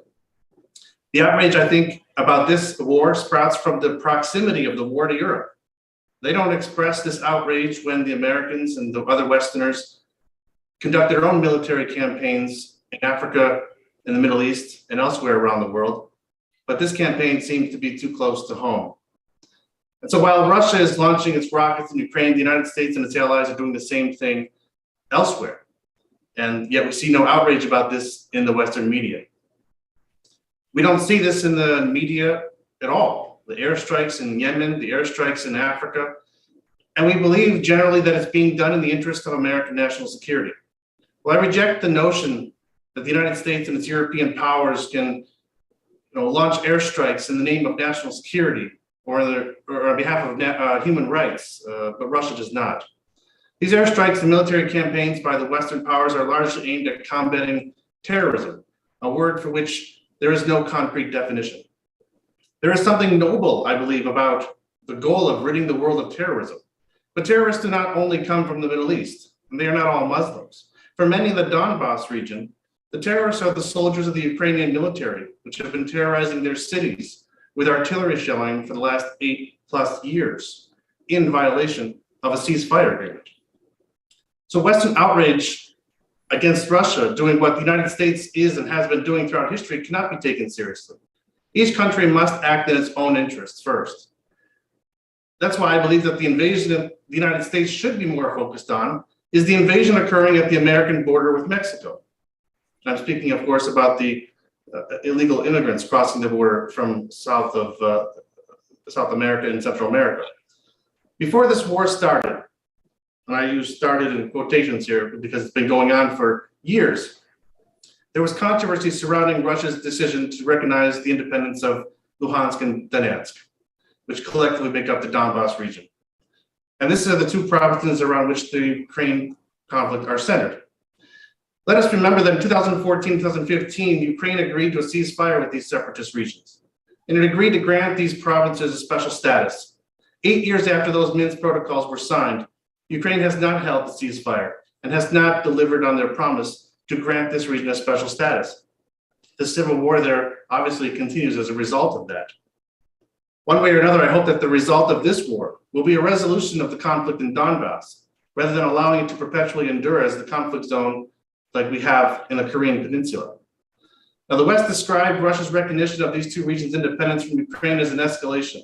In their view, the move meant Russia rejected the Minsk protocols, the protocols that Ukraine never fully implemented. Why the outrage over Russian recognition of Donetsk and Luhansk? The United States and its allies recognized and continue to recognize the independence of Kosovo from Serbia, against Serbian wishes, I would add. Yet not all UN members recognize Kosovo as an independent country, nor do all European Union members, nor even do all the members of NATO. Donetsk and Luhansk are Russian-speaking areas with a sizable Russian population, many of which are Russian citizens. It is clearly a distinct society within Ukraine, worthy of the right to self-determination as guaranteed by the Charter of the United Nations. It also has been subject, in addition to war, efforts by the Ukrainian state to deprive them of their language and culture. This includes, but is not limited, to official efforts to discourage the use of the Russian language and policies that effectively force children of Russian-speaking families to learn Ukrainian as a practical matter of living in their own country. Indeed, a law was recently passed in Ukraine that mandates all state-sponsored cultural events to be held in the Ukrainian language. Meanwhile, the fact that the Ukrainian government established linguistic and cultural accommodations for indigenous peoples in Ukraine, but not for Russians, underscores what I see as an anti-Russian attitude in Ukraine. Now, Russia launched its military intervention in part to protect Russian nationals living in these circumstances. It reminds me of the United States invasion of Panama, which was launched in part to protect US nationals living there. It also reminds me of the US invasion of Grenada, which was launched under the pretext of protecting US citizens there, and was also about preventing the Soviet Union from using that island as a military base against the Western Hemisphere. Again, the outrage from the West about Russia doing what the United States has been doing throughout history is quite laughable. Now, I do not rise to put either side on trial in this war, because I am simply not informed enough about the last 8 years of these war crimes that we've been listening to at this meeting to be able to speak about it on an educated point of view. But I do rise in support of the right of the people of Donbass to live in peace and to have their culture respected. It is not possible for them, in my view, to live under those circumstances with peace and their culture being respected within the borders of Ukraine, so long as that country's national government continues the de-Russification of Ukraine. So therefore, I wanted to speak today in support of the recognition of Donetsk and Luhansk, and I appreciate your time. Спасибо большое. Да, спасибо вам большое. Следующий выступающий Юрий Петрович Юрченко. Thank you very much. And our next speaker is Yurchenko from Civic platform. Dear colleagues, we discuss today their military crimes on these territories when certain actions are taken by people, when this is supported ideologically and by media and financially. And under the disguise of international efforts. We know all this, we're aware of this. For 8 years, we have witnessed how Russian population was continuously destructed in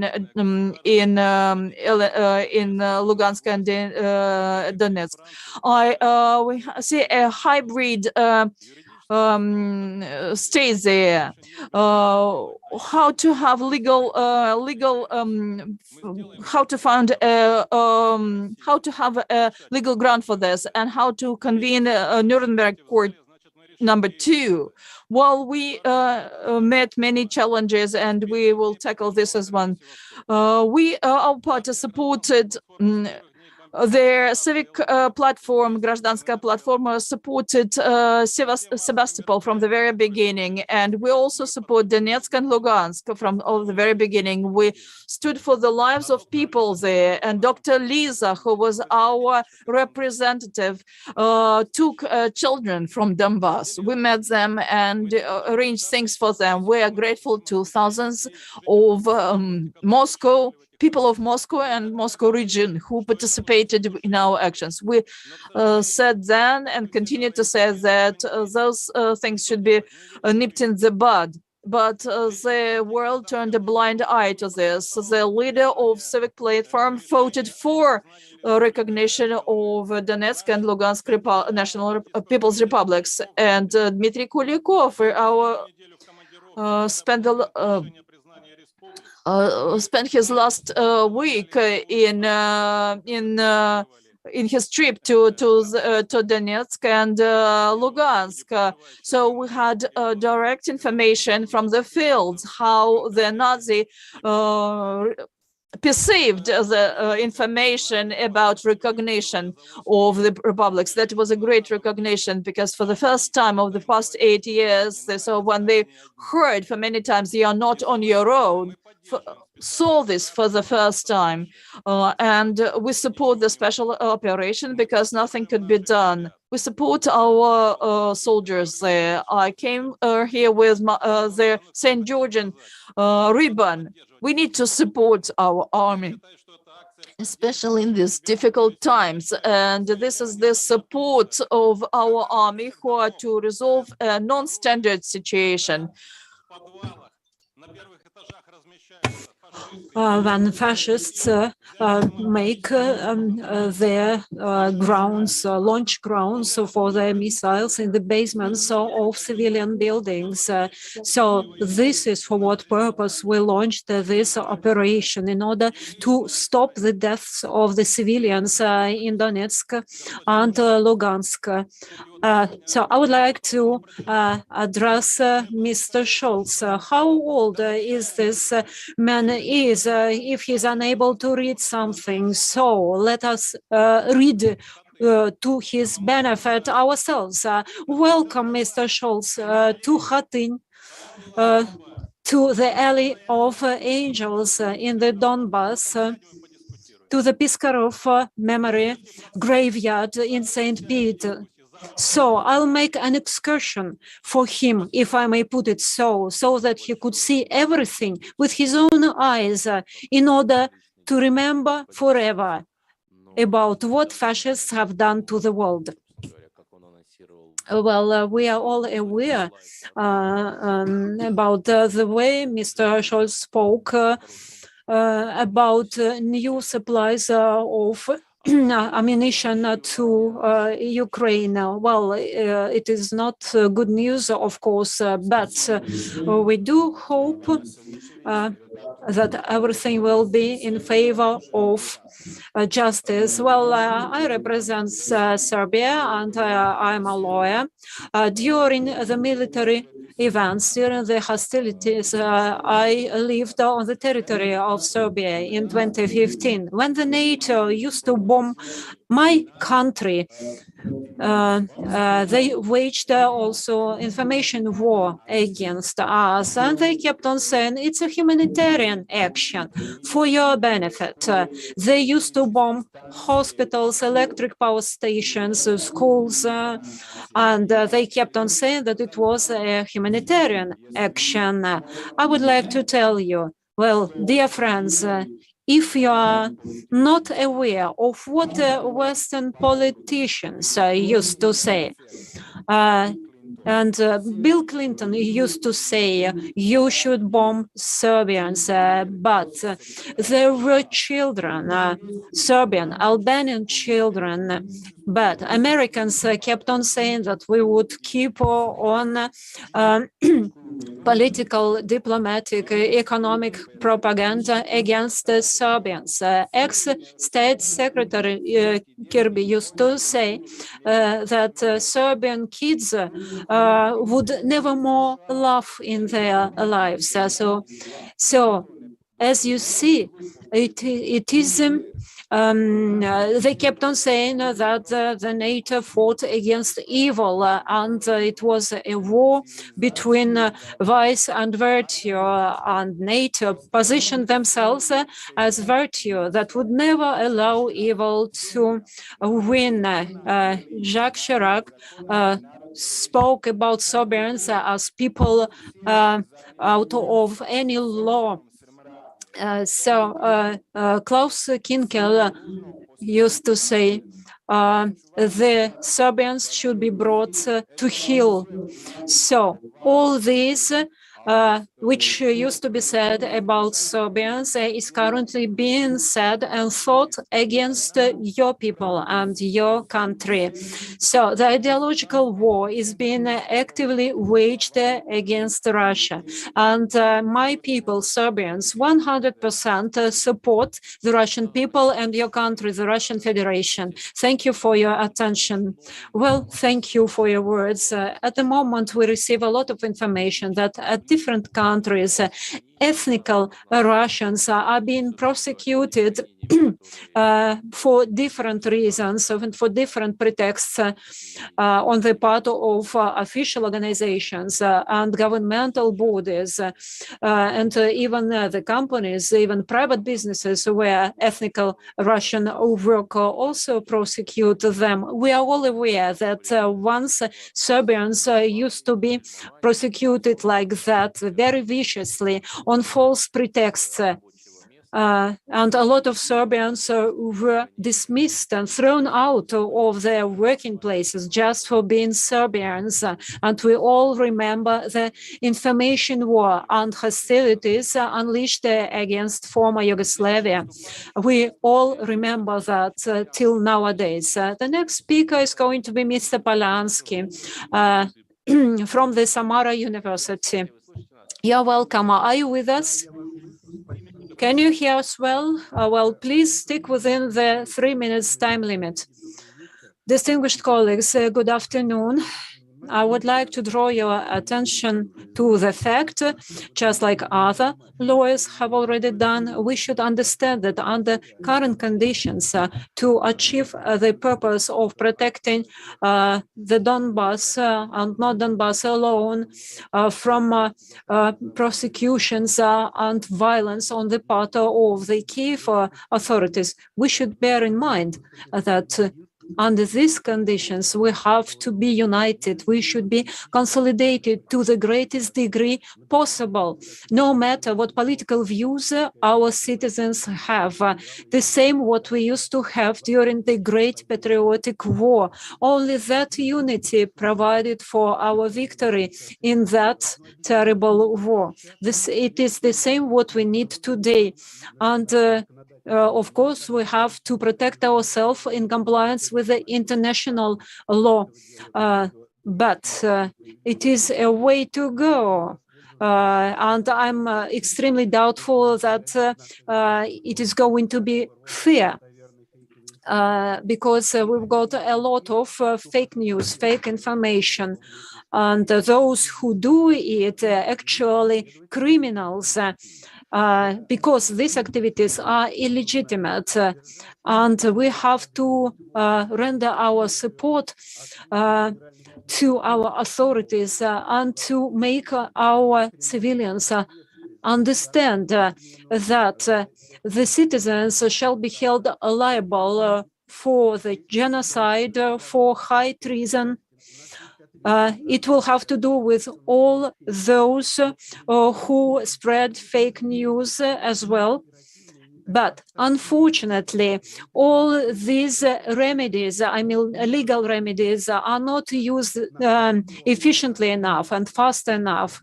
And the Western establishment is unlikely to act fairly to our regard. They will stick not to the legal power, but to the legality of military power. I only can refer to the articles of our criminal code, which have to do with high treason and genocide. This is Article 357 of our criminal code. But all this was formulated not for the current events which we are witnessing in Donbas. Hence, we should stick to the current legislation, to the available legislation. We should act legally and use systemic measures in order to protect the interests of not only Russian citizens, but also of those citizens who have to be protected with regard to their rights, not only in Ukraine and not only for the sake of Ukraine. Thank you kindly, Viktor Vladimirovich. The next speaker is going Mr. Pozdorovkin, first deputy first deputy director of the foundation to support the rights of compatriots abroad. Thank you for inviting me.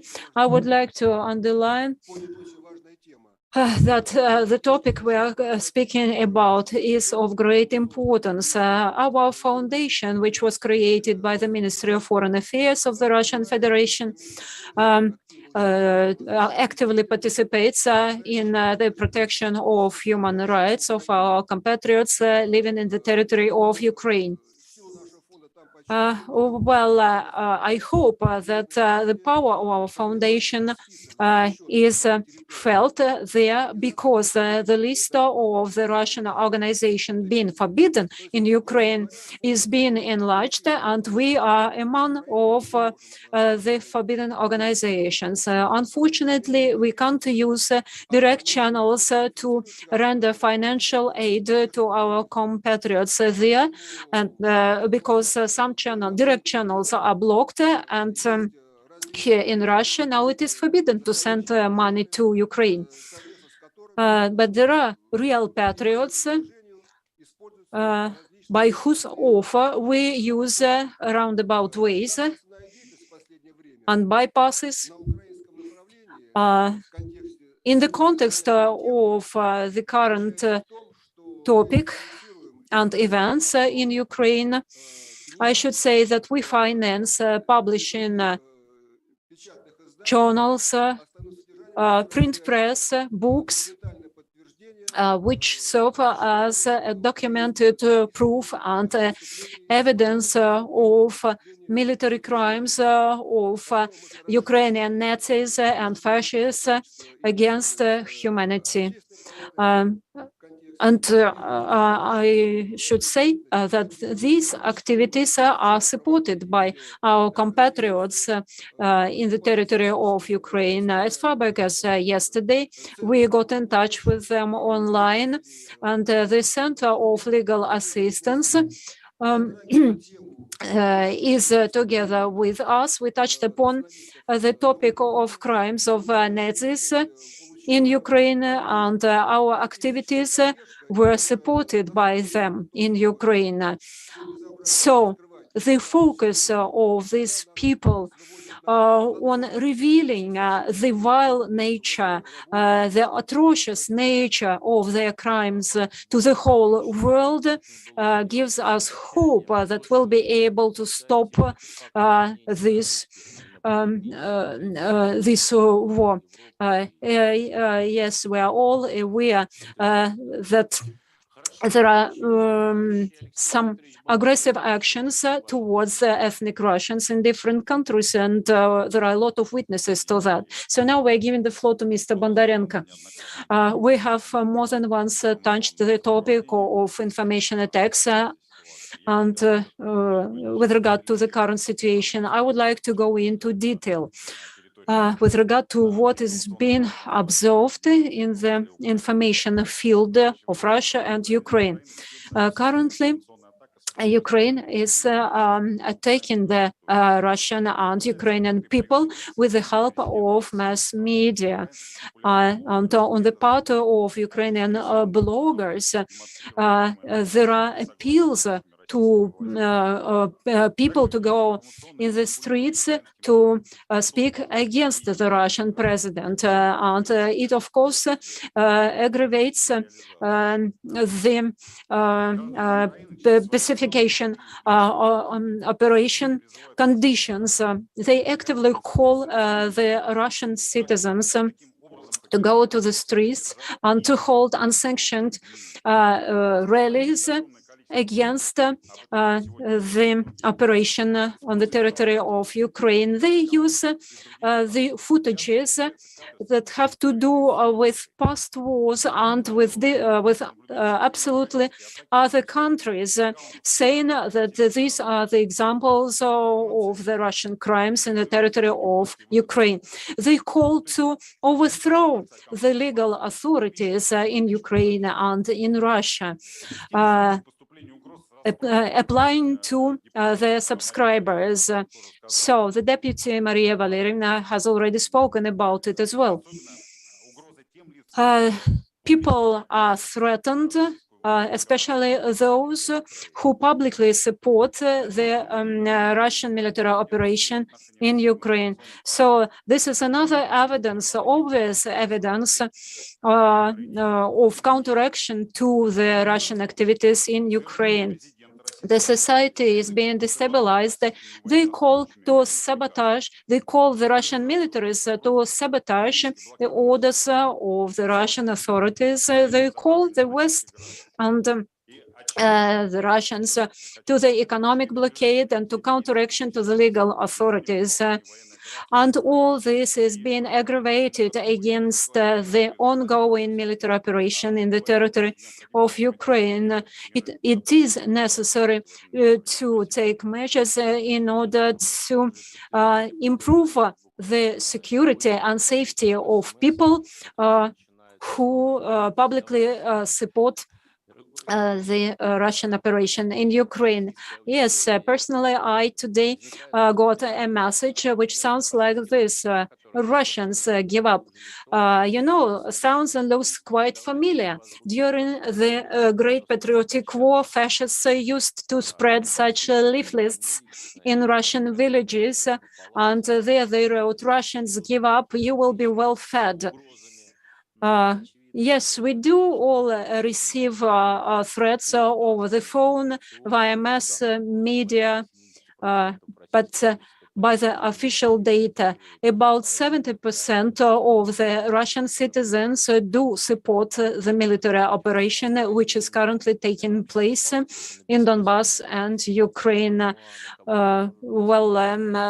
Speaking about us, the members of the Civic Chamber, I think just it's a waste effort sending us threats. As to common people, well, of course, we should provide for their security. We are well aware what and how is happening. And just a moment ago, I've received a message from Sebastopol, describes quite a concrete situation since she is a lawyer herself. And there, the people involved in a case of heritage went to Chernigov, and the citizens of the Russian Federation and the Russian citizen who went to Chernigov was killed. Prior to that, this person was tortured just for his being Russian and for his being from Sebastopol. So as you see, Ukrainian and Western propaganda is measured not only in information, it is measured in killed people, in lives taken away. So now we have a representative, another representative of the Civic Chamber. You're welcome. Stick to the time limit of 3 minutes. Thank you, distinguished colleagues, for an opportunity to say a couple of words.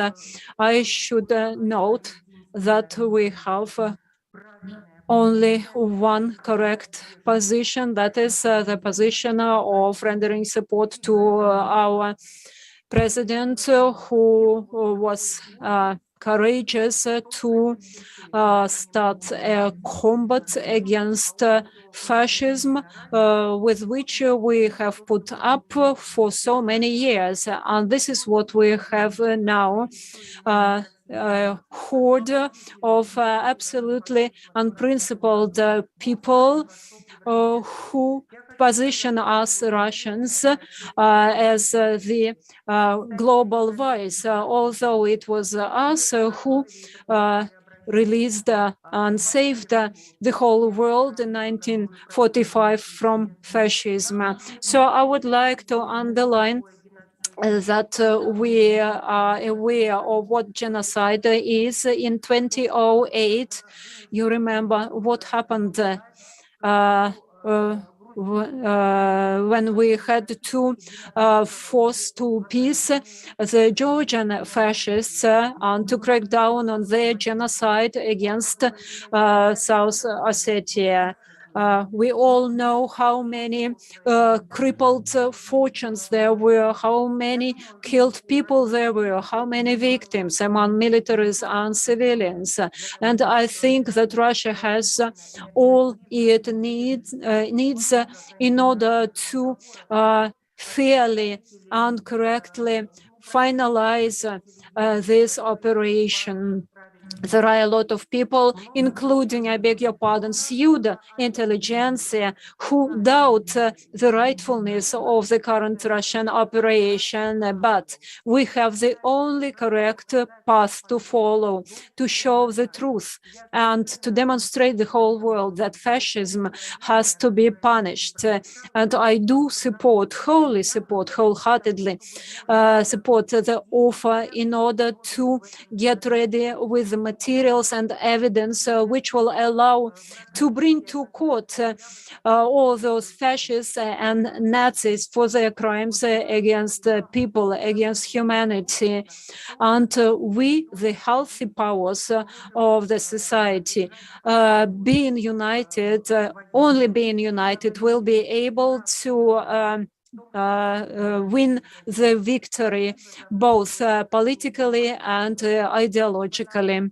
Thank you for giving me the floor. Thank you for our foreign colleagues. I've been listening to their opinion with great pleasure, and I've been attentively listening to the way they perceive the events which are currently happening. And of course, we should make our contribution to the truthful reflection of the events. Thank you. So, Mr. Dugan from the United States, you have the floor. You're welcome. We all know what has been happening. We all know the truth here. I'm not going to talk about what you guys have already spoken about, because there's something else that I would like to address. Information controls the narrative, but the monetary system controls the world. Right now, America is at its lowest point with confidence in its economy and its leadership. The people in America are in bad shape. This is the perfect opportunity to Russia to meet with its allies, China, India, and create a new monetary system. We need to get off of the SWIFT system. The SWIFT is being used against Russia like a mafia baseball bat, okay? We are in a position now where we can get with our allies and we can create a new system. China and India are the two largest manufacturers in the world. И Китай и Индия являются наиболее крупными производителями в мире, и если они объединятся вместе с Россией в своих усилиях, то деваться будет некуда, потому что без Индии, без Китая ситуация будет ужасающей.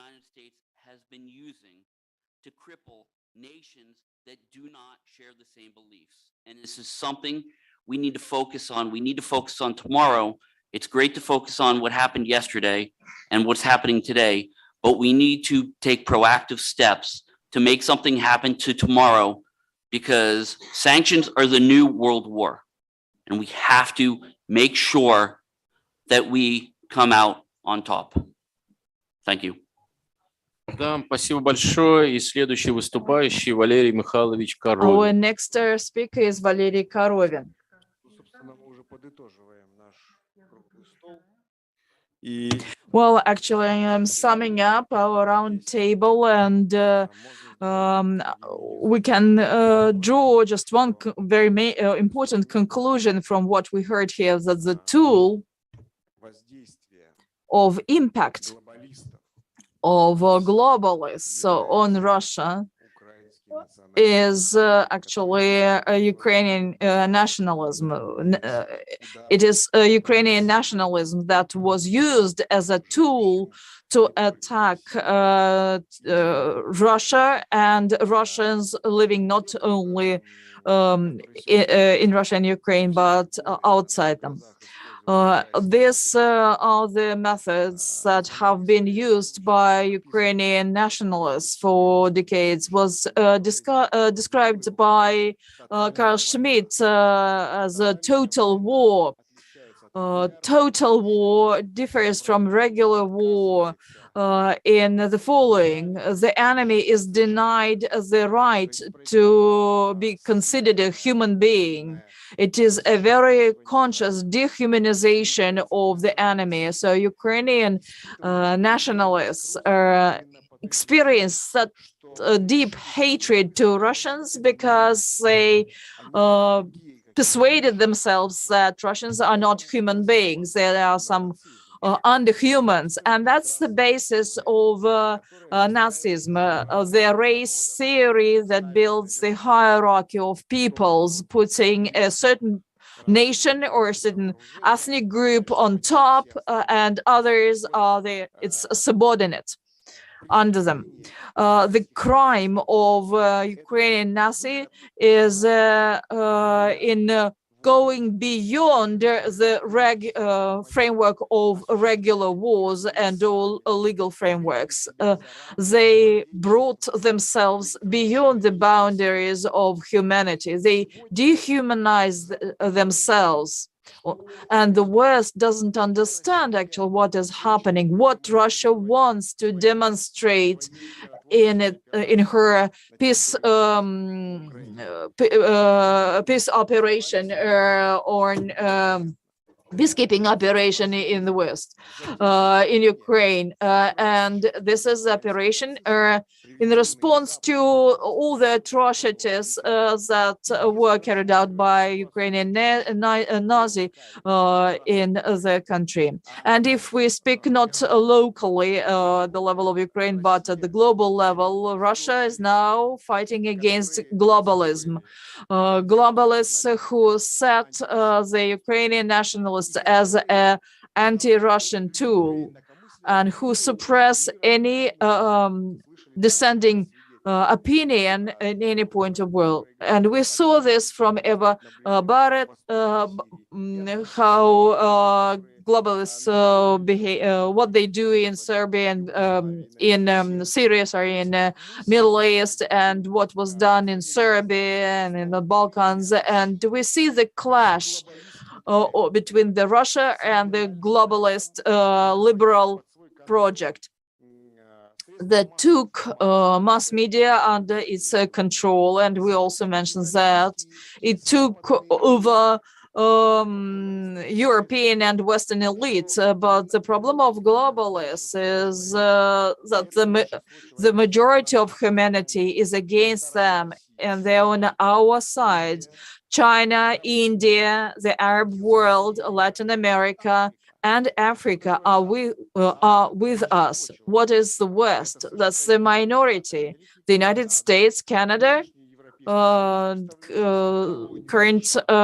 European Union, colony of the United States, Australia, and Japan and South Korea. Well, that's the minority, billion out of 7, and even within those listed countries, not everyone agrees with them. The top, the leaders of the West say that they rule the world. So it's not local Russian operation of clearing Ukraine from the Nazi leadership in Kiev, but reformatting of unipolar project, its final, bringing it to its final stage and bringing the world to a multipolar state. And that is done in the interests of many people in the world, and Russia is doing this. And so the task of journalists present here and the representatives of public organizations is to draw attention of their societies, of their associations, to make a just to strengthen our efforts around Russia, so that the minority that usurped power in and enormous riches in their hands. If we do not support Russia now, who knows what's the future of the world? Well, I will agree with you that Ukrainian nationalism in its background, in its history, has Russian trace in it. We have a project with support of compatriots abroad. We have a group of historians that work with us. We're preparing working on a history textbook that once were in part of Ukraine, and we see that time and again, the ideology of Ukrainian nationalism is built on their supremacy, on their idea of supremacy of others, and idea of fight for monoethnicity, monoethnic states, and once and again we see time and again we see that external forces use this. 200 years ago, that was Poland, with the political pamphlets of history of Rusyns, with anti-historic stories of Ukrainians being pure ethnic blood, and those who live in Russia are just descendants of Tatars and Ugro Finns, etc. So they are worse than they are there. And the same we saw before and during the First World War, supported by Austro-Hungarian with similar ideas. And the same we saw in 2041, 2042, when German Nazi brought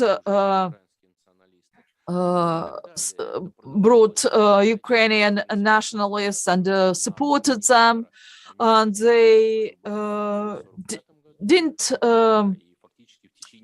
stop their fight with the end of the Second World War. And we know that years after, they massacred their own population, children and women, to ensure that their mono-ethnic idea survives. And starting with 2014, the same people came to power and stayed there, and those whom we saw in the foreground, including the incumbent president of Ukraine, are not the main figures. They are not the ones who are keeping the situation under control. And Vladimir Mikhailovich says that the West may not understand. Well, I think differently. They do, but being very cynical, they use these ideas like they used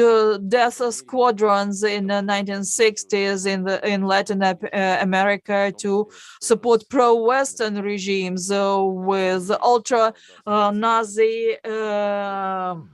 approach, and to support regimes like the one headed by Pinochet. And we have worked over 3 hours. I apologize for those who I didn't give a chance to speak, but our thought to have an international public tribunal will take place, will be formed. Thank you.